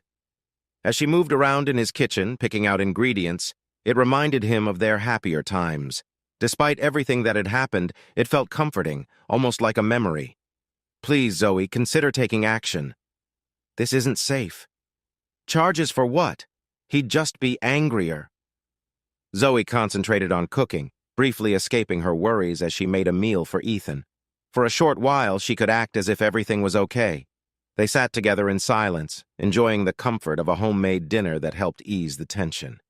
They didn't speak until they finished eating. "Ethan," she finally said, "I'm really sorry for everything. I just wish I could fix it." He looked at her, his expression soft but uncertain. She wiped a tear from her cheek, but neither of them said anything more. After dinner, Zoe moved to the couch, and Ethan offered her a blanket before going to his room. The silence between them was heavy with unspoken feelings, memories of better times lingering in the air. He held her close, appreciating the warmth of her presence after what felt like a long time apart. Morning light peeked through the windows, softly brightening the room. She woke up slowly, trying to remember her dreams. The person next to her moved a bit, nudging her to wake up. "It's morning, Zoe," he said gently. "I know. Just let me sleep a little longer, and I promise I'll be out of your way." "Stay for breakfast. It would be nice to have a real meal for a change," he replied. "Okay," she whispered with her eyes still shut. The meal of bacon, eggs, and toast tasted better than usual. They ate in quiet comfort. After a while, Ethan couldn't keep his thoughts in. "Please, Zoe, I think you should report Milos. I've forgiven you for your past. You don't have to keep hurting because of it. Now please let him go." She put down her fork and took a deep breath. "I need to ask you this, Ethan.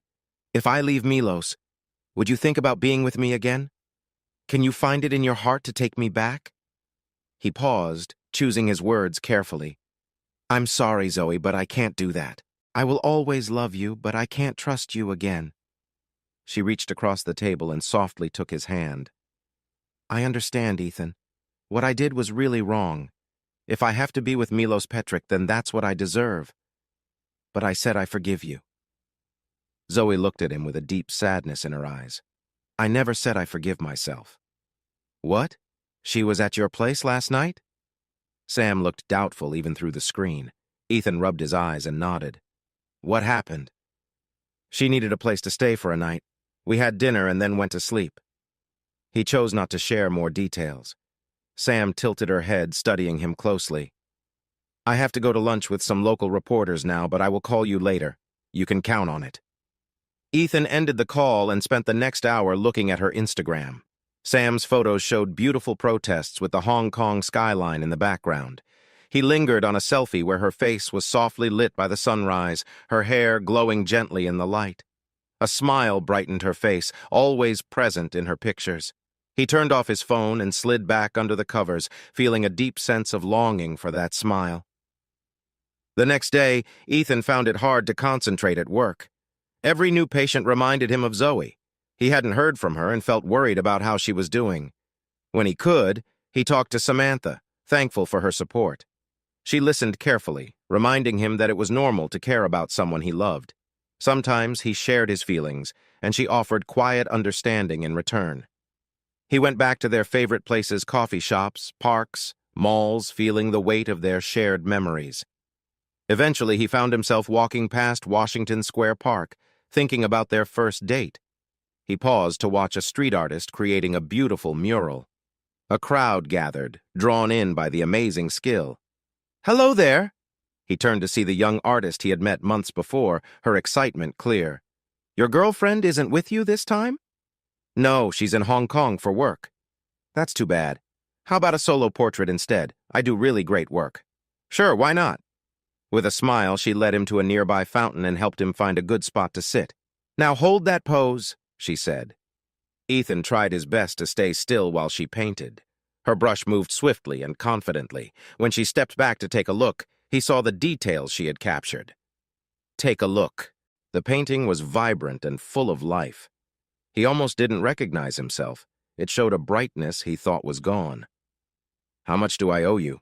he asked, as he took out his wallet, eager to snap a photo of the artwork to share with Sam. Later, when he got home, he was surprised to find Zoe waiting at his door. She looked tired, but still hopeful.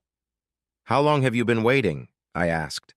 "A few hours," she replied with a gentle smile. "It's fine. I just wanted to see you when you got back." "Where's your husband?" "Milos. He's in Syracuse looking for some temporary work at a friend's agency. Ethan noticed her, taking in the way she looked and the desire she showed in her eyes. So you're going to find your way through this marriage too?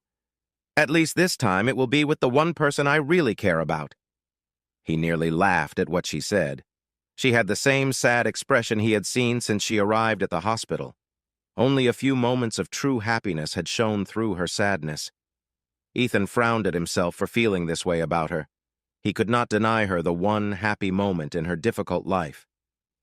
He opened the door and let her inside. In just a few minutes, she had taken off her coat, showing some signs of her past struggles on her skin. He kept his eyes on hers, remembering the many nights they had spent sharing secrets and looking into each other's eyes. Ethan gently touched her before they both settled into the couch next to each other. The air was filled with unspoken feelings. "I don't like how you affect me," he said softly as he leaned back. She moved closer, making him feel overwhelmed. "It belongs to you. It always has. I was foolish not to see that sooner." He relaxed, caught up in the moment, finding comfort in their deep connection filled with quiet promises. Her hands reached out, lightly brushing against him as they shared meaningful exchanges.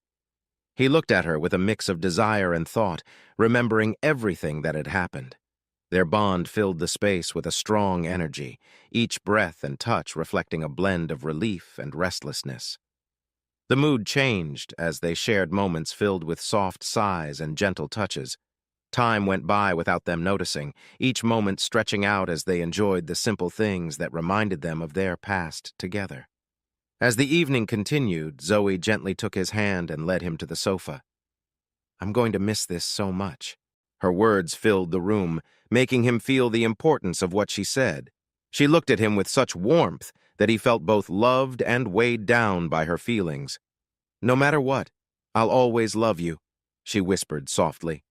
He nodded, understanding how deep her words were. After a while, he lay beside her, and they both felt wrapped up in the comfortable silence. Zoe hummed softly. "Let's stay like this a little longer. Zoe, please. I'll do anything you want, but you have to leave your husband. I would do anything for you." Ethan's voice trembled a bit, caught up in how special the moment was. She looked into his eyes, searching for honesty. "Don't say anything you don't truly mean, Ethan. At least give me that much respect. Don't hurt yourself trying to save me. I can't be saved." "No, please don't say that. I still care for you. I do too, more than you'll ever know. And that's why I can't let you take me back. I can't stand to see how much it hurts you when you look at me. You will try to hide it and pretend you've moved on for my sake, but I know you too well. I know you're hurting inside." Ethan stared in shock. Zoe sat up and looked at the clock. "It's time for me to go home. Milos will be back soon." Ethan felt a deep ache, but he couldn't think of anything to say to make her stay. "Same time tomorrow," were her last words. She broke his heart like a child's shattered dreams, tossing aside his hopes like old leftovers. Ethan replayed each painful moment in his mind over and over. But why did it hurt so much to see her in pain? Why did he feel sad when he thought about her difficult past? Why did he keep allowing her back into his life when she stood in front of him, asking for his understanding? The answer was tucked away in a drawer in his cabinet. A lovely gold pendant held 2 pictures from a long time ago. Each night he opened it to look at the pictures, a reminder of a time he wished he could go back to. On the nights when Zoe was not with him, he would gaze at his little time machine and share his thoughts with a bottle of scotch. Over the next few weeks, Ethan and Zoe spent time together. It was nice for both of them, but it didn't have the same spark as before. They always met at his place, keeping it just between them. Then came the day he saw her at Mount Sinai Hospital. He was working a long shift and taking a break near the emergency entrance. Right away, he could tell something was wrong. She rushed in, upset and calling for help. The nurse tried to stop her, but Ethan stepped in to talk to her. "What happened?" "Milos was in an accident. He's really hurt." "Where is he?" "They're bringing him here. Please, Ethan, you have to help him." He rushed to the emergency entrance and saw the staff bringing someone in on a stretcher. He quickly approached the nearest paramedic. "How serious is it?" "Very serious. He has several broken bones and some injuries inside. We barely made it to the hospital. Get him ready for surgery right away, he instructed the staff. Tell Dr. Jorgensen to gather a team for emergency surgery. Check his blood type and get some from the bank. He hurried off, even making a call to get the operating room prepared. The team had already come together and was putting on scrubs. Ethan joined them, making sure he was ready. He looked through the glass doors of the operating room and saw Zoe's tear-stained face. The sight deeply moved him. Even after everything, it hurt him to see her upset. Now was not the time to lose focus. He checked his notes again and walked into the main area, determined to finish his task. Zoe sat in the waiting room, her eyes fixed on the clock. Seconds stretched into minutes, and minutes seemed like hours. The unknown about her husband's condition felt unbearable. People came and went, each step making her hope for good news. At around 2 a.m., the doors of the treatment room opened.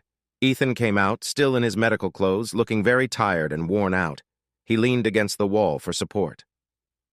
Zoe walked over gently and put a hand on his shoulder.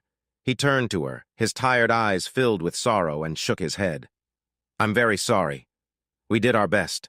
His injuries were very serious, and he was in critical condition when he got here. We couldn't do more. Zoe closed her eyes, feeling the weight of his words, and slid down to the floor, overwhelmed with grief. Ethan quickly knelt down and held her gently as doctors and nurses gathered around. He spent the night at the hospital, making sure Zoe was moved to a room where she could rest. She was given medicine to help her sleep because he couldn't stand seeing her in pain. The next day was a blur of forms and meetings. In the evening, his chief of medicine told him to go home and take care of himself. His legs felt heavy as he remembered Milos's face from the operating table and how complicated their past had been. Ethan needed to clear his thoughts and talk to someone who could understand him. He called a number that he had recently added back to his speed dial. This is a surprise. From having to call you over and over to get a response to you calling me. What's the reason for this call? Very funny, Val. I just wanted to see how you were doing. Don't tell me. A patient of yours just passed away and now you're feeling down, so you decided to reach out? Am I correct? Ethan smiled. His sister always seemed to understand him. His long pause confirmed her guess. She continued. You contacted the right person because I have an idea to help you feel better. Why not come and visit us for a bit? Visit? Greenville? Does that sound so bad when I say it? You spent most of your life here. It can't be all bad. Just spend a few days with us. Just so you and Dad can remind me of my divorce? No thanks. Ethan, Valerie said, her voice changing to a serious one. No one will bring that up. I know you feel upset with us, but we haven't seen you in 10 years. Ethan took a moment to think. Val spoke again. Dad has missed you too. He actually asked me to convince you to come. He's too shy to ask you himself. Dad wants me to come? He laughed. What changed his mind? Ethan, she said with surprise, whatever has happened, that man is still our father, and you can't talk about him like that. Are you really defending him after everything? Yes, Val said strongly. I've told you this before, and I'll say it again. He's not how you remember. Since Mom passed away and you moved away, he has been going to support groups and making real changes in his life. Next month, he will have been sober for 5 years. If that's what you believe. Ethan, I have never lied to you, and I won't start now. I've said all I can say. Now I just hope you can be the better person. Then the call ended. Ethan stood up from the bench outside the hospital, thoughts of Zoe's tearful face and Milos's worried expression filling his mind. It felt wrong that Milos could still influence him even after he was gone. He stepped out of the hospital and saw Sam waiting for him with 2 lattes and a big smile. Did you miss me? In a rush of feelings, he wrapped his arms around her and held her close. She tried hard not to lose her balance and spill the coffee. More than I can say. I've never seen him like that, Damien. He just cried. Really? He said, surprised. While talking, Damien rolled up some of his stash. He handed a good one to Sam and lit it for her. She took a deep breath and continued. He had so much inside him. Finally, he let it all out. He told me about his ex-wife. It was hard to see. But it's done now, and that's the important thing. Not really, she said slowly as she exhaled. Damien looked at her and took a puff. He's still thinking about his ex. I'm sure he got closer to her while I was gone. Did he say so? No, but he's not very good at hiding things from me. I figured it out right from our first chat. And you didn't mention it? It's not my place, she said, blowing out a puff of smoke. I'm not his girlfriend or anything. There was a long pause. Sam finished her smoke and looked for another one on the coffee table. She lit it and leaned back to relax again. Whose fault is that? You like him, and I can tell. He's still having a tough time after his marriage. I don't want to put this on him, she started, but her easygoing roommate cut in. Isn't it better to let him feel lost? We both know I'm not right for him. It's been ages since I've let anyone get close to me. You didn't choose what happened to you, Damien said, lighting up a fresh cigarette himself. You shouldn't have to carry that weight forever. But it did happen. There's no doubt about it. I'm hurt, and we both know it. Ethan deserves someone better. Someone like the person you used to be? Sam nodded slowly, letting out a soft sigh. Then be that person. Show Ethan the one who loved life. I'm trying, she replied.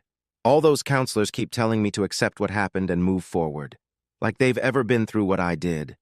It's hard to move on from that. You're still caught up in that moment, aren't you? It's like your own prison. If you stay stuck, it wins. You need to move forward, Sam. I've always wanted the best for you. I know it won't be easy, but he needs you, Sam, he said quickly. And you need him too.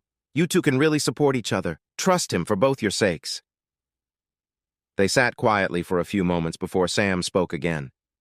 You're pretty good at this therapist thing when you're calm. You know that? Guess so. Even if I wanted to tell Ethan how I feel, it would probably end up being a big mess. I'll make him go away for sure. Damien stood up with his arms wide. Samantha laughed at him. One day, you'll find the right words, and they will be easy. Okay, she said with a playful smile. That's enough for tonight. Let's get you to bed. I'm serious, Sam, he said firmly. If you don't talk to Ethan, I will. I'll help him see you. Samantha ignored the last part and carefully laid Damien down. She knelt beside the bed and gently supported his head. Thanks, Damien. I really needed to hear that. You're a wonderful person, Samantha. Any guy would be lucky to be with you. Now go talk to Ethan. I will. You're as bad at lying as he is, Damien mumbled quietly as he drifted off to sleep. Good night. Samantha stayed close until he was asleep. The next day, Ethan was deep in thought. The events of the day before had been heavy on his mind. He spent the whole night awake, just looking at the blank wall, and it showed in how he acted. A stack of papers sat on his desk, but he couldn't bring himself to start working. Then, he heard a knock on his door. There's a Miss Pendergast here to see you. Send her in. Samantha walked into his office and took a seat across from him. A big pile of papers was between them. I'm sorry for the mess, Ethan said without looking up. It's all work stuff. How's Zoe doing? She asked, with real concern in her voice. They let her go this morning. She said she needs some time to sort things out and plan her husband's funeral. I have no idea where she is. Do you need some time alone too? She asked. I can come back later. No, please, stay. Talking to you yesterday helped me feel a lot better. What if we take a little break together? Samantha suggested. I'm sure you have some vacation days to use. He nodded slightly, surprisingly feeling good about the idea. Why not? He thought. He was at an important time in his life, needing to fix things. So he and Sam planned to rent a car and drive to his hometown of Greenville. So this is where you grew up? Sam asked, gazing at the houses along the main road. We're not in the main part, but yes, Ethan replied, taking one hand off the wheel to point. That's my high school. They fixed it up now. She lifted her camera and snapped a quick picture. The small houses felt refreshing compared to the apartment buildings in the city. I must say, this isn't what I imagined when you talked about a small town upstate. I wish I had a store like this in Soho. Believe it or not, 10 years ago it was your typical small town. What changed? Did someone discover gold? Sam chuckled. No, but my sister decided to help improve every small family business. People come from nearby towns to shop here. Your sister? Are you two close? We haven't seen each other in 10 years. I haven't been to Greenville, and she's never visited me when she's in the city. We only have a few awkward phone calls a year. Wow, I'm sorry to hear that. We had a disagreement about Zoe, and that started the distance. Val and I used to be very close before that. Do your parents live here too? She asked. Ethan had never shared much about his family, but he felt different now. My dad does.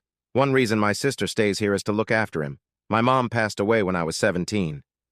Sam took some more pictures until Ethan drove up the gravel path to a gray two-story house. It looked recently painted and was much larger than the ones down the street. He turned off the car engine and waited. She looked at him with curiosity as he took a deep breath to calm himself. Without thinking, she offered him support. One step at a time. We can do this together. She helped him out of the car, and they walked past a garage. Sam noticed a line of shiny cars and a few others she didn't recognize. What does your sister do again? She asked. Entrepreneur. They both turned to see a woman in her early 30s standing with her hands on her hips and a friendly smile. Although if you want an official title, I'd say CEO. For a moment, Ethan just stared. She looked very different from how he remembered. 10 years had given her a kind of grace and confidence. Still, he wondered if she was the same person underneath. With some support from Sam, he stepped forward to close the gap between him and his sister. Physically, it was only a few feet. Emotionally, it felt like a long way. Valerie waited patiently on the other side. Finally, he was close enough to see her blue eyes. Suddenly, she hugged him warmly. Welcome back, Ethan. Welcome home. This is a nice surprise. You didn't tell me you were with someone new? Aren't you going to introduce us? Sam nudged. Right, Val, this is my friend Sam. Sam, you already know my sister. It's nice to meet you, said Sam, shaking her hand. Ethan's told me about you. Nothing good, I bet. Sam looked confused for a moment before Valerie playfully nudged her brother. I remember how you would share every little detail about your dates with Zoe, but not a word about Sam. Ethan and Samantha exchanged a glance at that comment. Sensing a sensitive moment, Val quickly led them inside. I painted the old place. It looks nicer, right? He nodded. So you're a CEO, Sam started. What does your company do? Venture capital. You might have heard of Cole & Greer PLC. Heard of it? Sam said in surprise. It's hard to ignore it in the Wall Street Journal. Why do you stay out here instead of in the city? I can do all my work by phone and video calls. I even have my own office here if I really need it. Plus, I visit Manhattan once a month to show the board I'm still involved. A gentle breeze drifted through the morning air. Valerie closed her eyes, enjoying the calm around her. There are things you can't find in that busy city, things that matter more than money. I like it here. Ethan told me earlier about all you've done for this town. It's a personal project for me. I invest in small businesses across the country, providing them with the funds they need to grow. There are many stories of success, if you're interested. She owns a major part of, well, nearly every business in this town, Ethan added. That's enough about me. Let's meet the rest of the family. Ethan, called a familiar voice he hadn't heard in a long time. A woman he somewhat recognized walked to the door to greet them. Sarah, I didn't recognize you at first, Ethan said, giving her a warm hug. Sam, this is Sarah Gardner. She used to live down the street. You forgot to mention she was the only one allowed in her treehouse, Valerie whispered. Sarah laughed about it. So how long have you been married? Sam asked. 5 years next month, Valerie replied with a smile. We even have a child from IVF. Where is Colin? He's sleeping on his grandpa's lap last I checked. We'll wake him up soon. I can't believe you're really here, Ethan. I thought Val was joking when she told me. They settled into the snug living room. Valerie signaled to the maid to bring some food. Sam, what do you do? Sarah asked. I'm a photographer. Right now, I'm not working with any magazine or newspaper, Sam said. Show them the magazine work, Ethan joked with a smile. Sam gave him a quick glance. Do you live in the city too, Sam? Yes. Colin is about to wake up, a voice called from the next room. Do one of you want to? The sentence trailed off. Ethan stood up and turned to face his father after 10 years. His hair was almost completely white, but he still looked strong and rugged. Even though he was past 60, he kept active. His tall figure filled the doorway. I'll check on Colin, Sarah said quickly before leaving the room. I'll grab the rest of the things from the car, Sam started to say, but Ethan raised a hand to stop her. His father's eyes shifted to her and then back to Ethan. Arthur Cole had dedicated his life to the police force in Greenville. There had been a few times when he faced danger on the job, yet nothing compared to the uneasy feeling he had now while standing in front of his son. "It's good to see you, Ethan. It's been so long." Ethan wasn't sure how to reply. Arthur quietly acknowledged the moment with a soft nod. "I know this is a lot to take in. Take your time and let me know when you're ready. I just want you to understand that I regret everything I put you and your sister through. I would do anything to change the past." Many thoughts crossed Ethan's mind as he looked at his strict father. Memories of difficulty and worry flooded back. Valerie stepped in and took Ethan's hand, leading him closer to his father. There was no hug, only a cold look and a firm handshake. It wasn't too much, but it was a beginning. "You won't believe where you're staying," Val said happily. "The Woodford Inn." She pointed to the large building on the edge of town. Ethan stared in amazement at how the old 19th century house had been fixed up. It had a new coat of paint, and the windows looked brand new. It was nothing like the spooky place he remembered from his childhood. No way, the old Woodford Inn. Nobody has lived here for 40 years. "Well, I own it now, so I made some improvements. It's nice inside now, a hot tub, a big bed, a cook, a cleaner, everything. That's quite different from what I remember." "Remember all the fun we had back then?" Valerie laughed. "I remember it all too well." Valerie held him by the shoulders and leaned against him. "Come on, you've missed this town. Just a little, right?" Samantha stood a bit away, taking pictures of the old building. Valerie glanced at her. "If you don't mind my asking, Ethan, how serious are you and Samantha?" "She's a friend who's helped me a lot. That's what we have right now." "Isn't it too soon after Zoe?" "She's not like Zoe. We're not in a relationship." "Are you sure she feels the same way? She came all the way out here with you." "That means a lot," Ethan said softly. He paused and pressed his hand over his heart, looking at Valerie. "Valerie, you've always been straightforward, and that's why I'm asking you this. Back then, how did you know Zoe and I would end up separating? You both were too young. You hadn't experienced enough of life to make a lasting commitment. That was why I supported Dad's view." "And you were right," he admitted, kicking a small stone. "No, I wasn't. You had 10 good years of marriage. Do you know how many people never get that chance? For once, focus on what was good and be grateful for those years." Sam and Ethan got ready in the main bedroom. He took a warm shower and dressed up. They had a gathering at Valerie's house later. Many people from town were coming, mostly to see Ethan, who had been away for a while. Suddenly, someone knocked on the door. Valerie held a basket of muffins in her hand. "Just like the good old days, right, Ethan?" "That's true," he replied. "Dad would send me to bed without dinner, and Mom would sneak treats to me through you when he was too tired to catch on. They're from Andy's bakery down the street, remember? Your favorite blueberry muffins." "Sam, you have to taste these," Ethan said, quickly grabbing one. "They're just how I remember. They're on the house. My guests get special care in this town. My brother, well, you know how it is. You can get almost anything for free while you're here. I'd love to visit Andy's bakery later. They take orders from all over now. Big ones like weddings and events." "Are you serious? That tiny little shop?" "It's much bigger now," Val chuckled. "I'm a silent partner, you know." "I'm ordering a lot of these for New York City," Samantha added. "I have a party coming up soon. Can you get me their card?" "Speaking of parties, we are running late for one. Come on, let's go." In half an hour, Sam and Ethan found themselves surrounded by a crowd of excited faces. Sam smiled and acted like he knew everyone who greeted him. His classmates were there, clearly surprised that he didn't remember all the details of their school days. Ethan had worked hard to distance himself from his past, and it showed.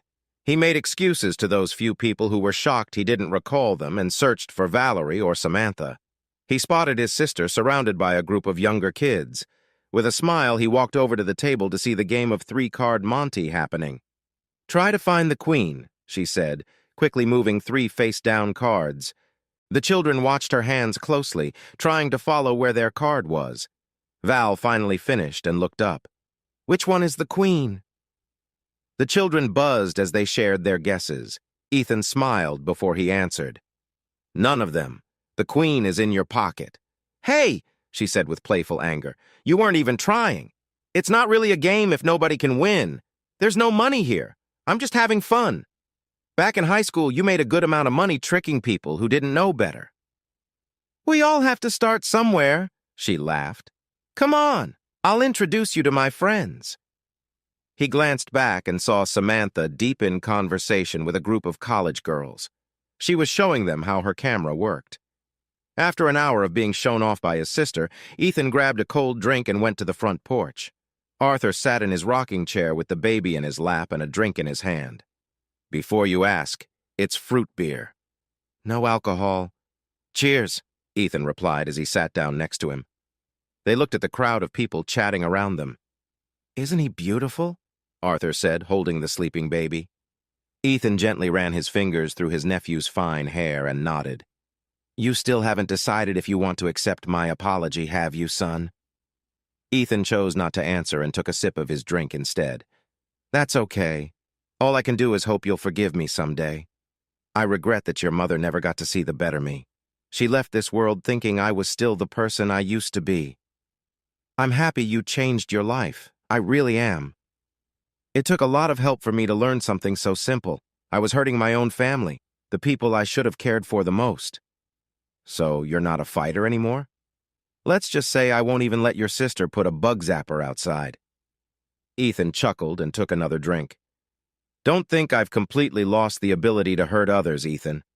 If anyone tries to hurt you, your sister Sarah, or little Colin, I promise I will make sure they pay for it. You care for your family, and you must protect them. The noise made Colin stir. He cried softly. Arthur gently rocked him until he fell asleep again. Tell me about Sam. Does she make you happy? She does. She really does. That's good enough for me. I won't repeat the mistakes I made with you and Zoe. You both have my support.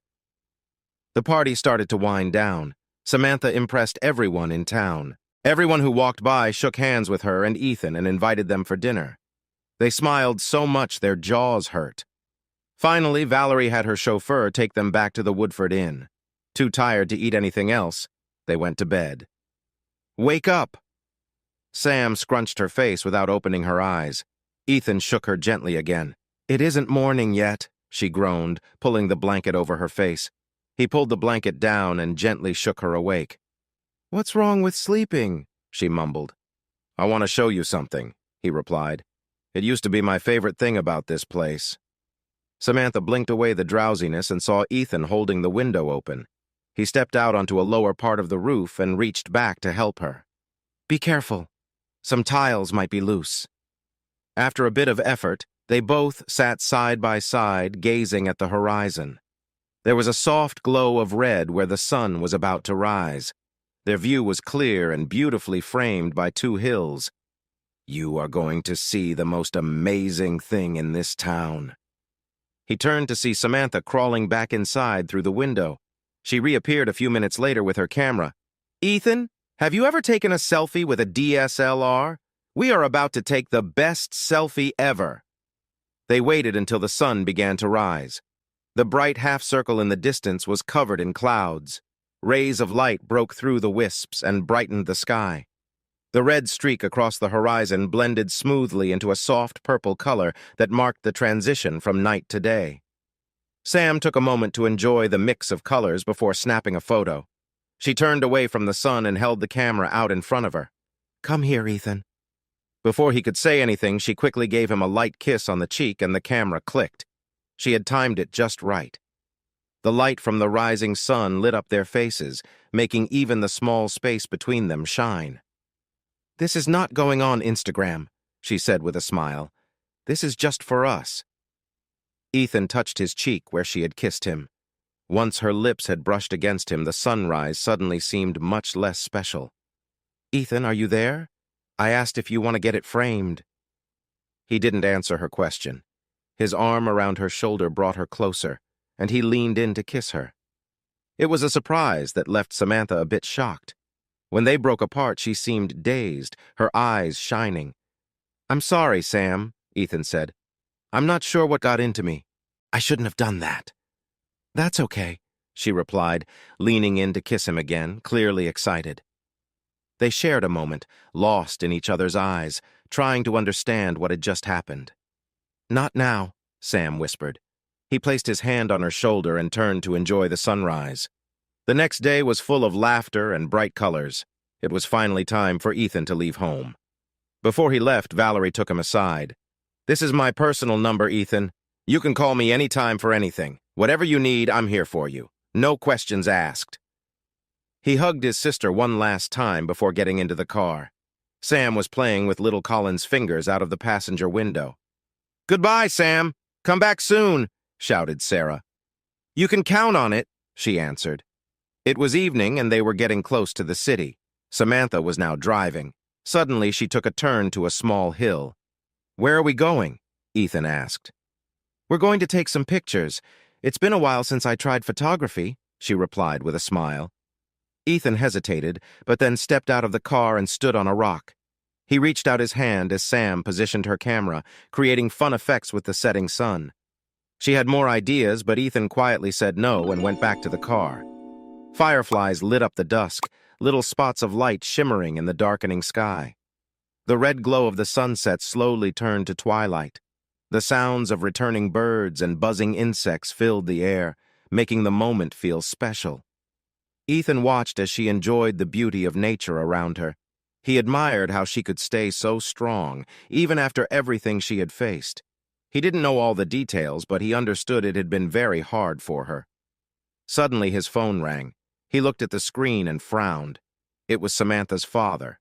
"Mr. Pendergast? Is Samantha with you?" Ethan could tell something was wrong. The deep voice sounded distressed. "She's taking pictures right now. Should I ask her to come?" "No, don't do that. I can't talk to her at the moment. Ethan, I have a tough request. I'm sorry to put this on you." "What do you need?" "I need you to share something very difficult with Samantha. I can't do it myself." There was a long pause before Ethan replied, preparing for bad news. "Tell her!" The voice shook. "Tell her! Her brother won't be coming home!" After that, the voice broke into sobs. Ethan ended the call and let his hand drop to his side. He sighed deeply as memories of the party came rushing back. He had never met Samantha's brother, but he could feel how much he was loved and how much he would be missed. Even though he hardly knew him, Ethan sensed a deep sadness in the Pendergast home now. "Ethan, just one more picture and we can head back to the city." He turned to see the cheerful girl outside the window. Sam looked so happy, holding a camera and smiling brightly. "Come on, Ethan, don't be a party pooper." He couldn't bring himself to look at her. She set the camera aside and leaned into the car. "What's wrong?" she asked gently. He wanted to shield her from the weight of sadness her father had shared with him. He knew he would have to watch her smile fade into something more painful. Quietly, he opened the passenger side door and hugged her, taking a moment to find the strength he needed. Ethan wasn't a religious man, but he hoped to gather the strength to support his friend. A man had gone to war for his country.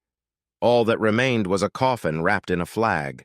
Major James Pendergast had died in battle, achieving a goal that would save lives in the future, but it offered little comfort to those who mourned him. One man was gone, leaving behind a brother, son, husband, and father. Samantha watched as neatly dressed officers carried her brother's coffin. It was a sight she had dreaded in her nightmares, now a reality from which she couldn't escape. Her tired eyes turned to Thalia, who was trying to hold back tears into a handkerchief. The coffin was lowered into the ground. Guns were raised and ready. "Mommy, why are they putting Daddy in the ground?"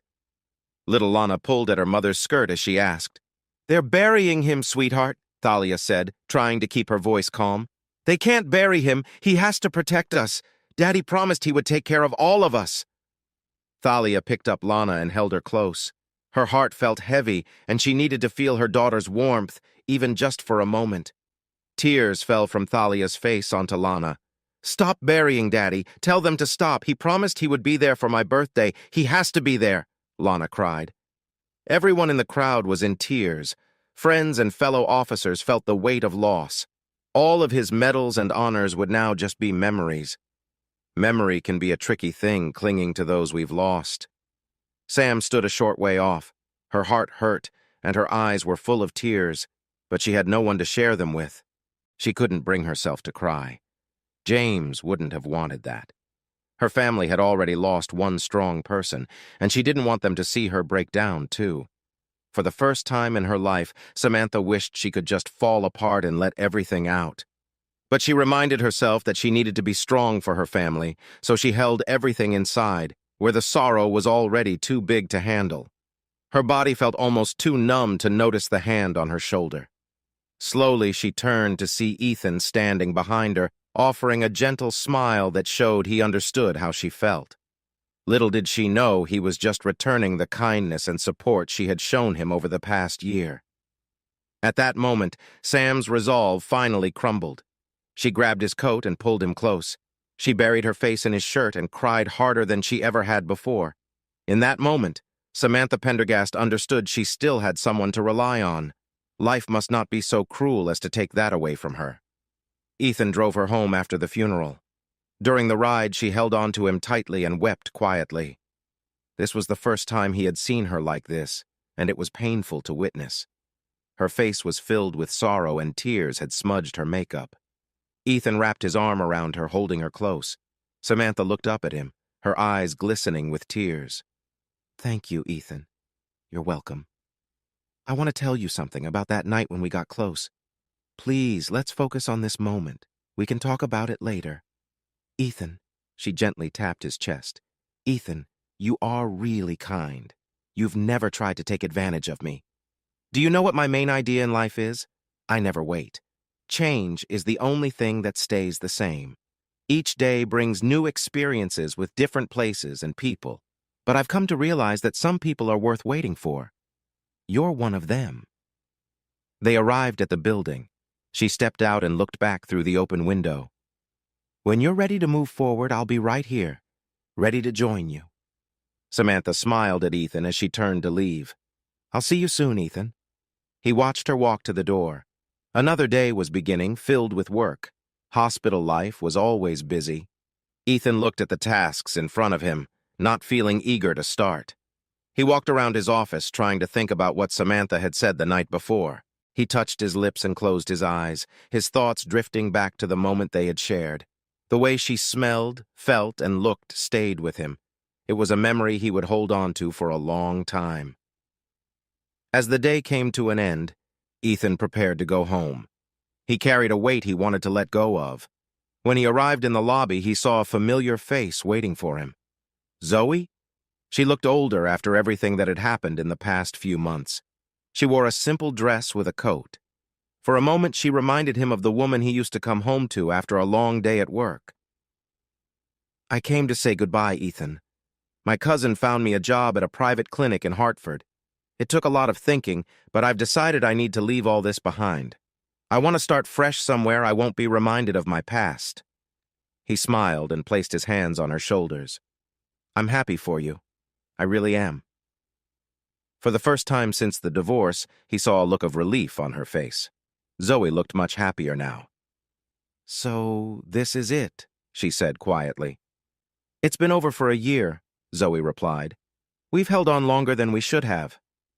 Ethan stepped back and put his hands in his pockets. "I have something for you." He pulled out a small felt box and handed it to Zoe. She opened it with curiosity and found a beautiful gold pendant with a latch. "Open it." She pressed a tiny button inside, and the pendant opened. When she saw what was inside, she gently covered her mouth, then placed her hand over her heart to hold back her feelings. On one side was a picture of her taken in St. Catherine's Park under the sunshine. Ethan's smiling face was on the other side. "I had this made for you more than a year ago. Actually, I planned to give it to you the first day I saw you with Milos. You kept it all this time. I tried to get rid of it, I really did, but I couldn't. For better or worse, we had 10 amazing years together. I couldn't act like they weren't real." Zoe put on the necklace and fastened it at her neck. She looked down, trying to hide her tears. "Zoe?" She hugged him tightly and rested her face on his shoulder. She wanted to remember this moment, a memory to hold on to for all the quiet nights in New England. "I need you to promise me something, Ethan Cole. Can you do that?" He nodded. Promise me you will tell your next girlfriend that she's the luckiest girl in the world. Promise me that you will love her as much as you loved me."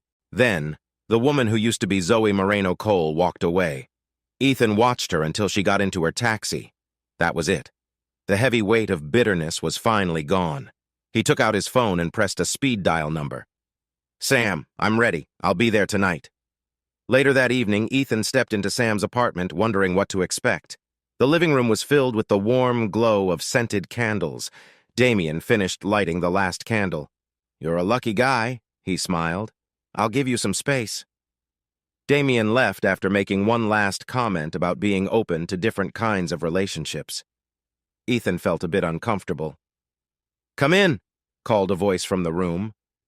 Ethan opened the door and saw Samantha by her bed, glowing in the soft light with gentle music playing in the background. He paused for a moment, surprised by the scene. Her eyes met his, encouraging him to come closer. "Please, come here." She sat down and patted the bed beside her, watching him as he stepped forward. She took his hands and held them close to her heart. "Thalia mentioned you might know why I find it hard to be in relationships. It was during Dad's birthday party, right?" He nodded quietly in response. Sam took a deep breath. "What did they tell you?"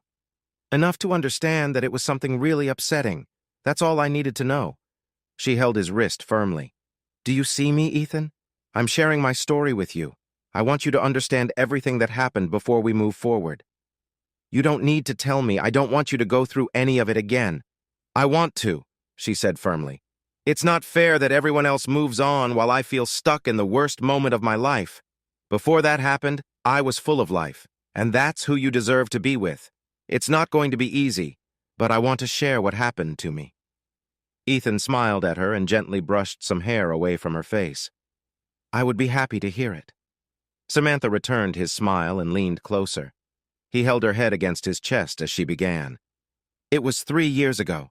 I was visiting a friend who was an artist in Barcelona." Epilogue. "Oh my goodness, you're going to ask her to marry you."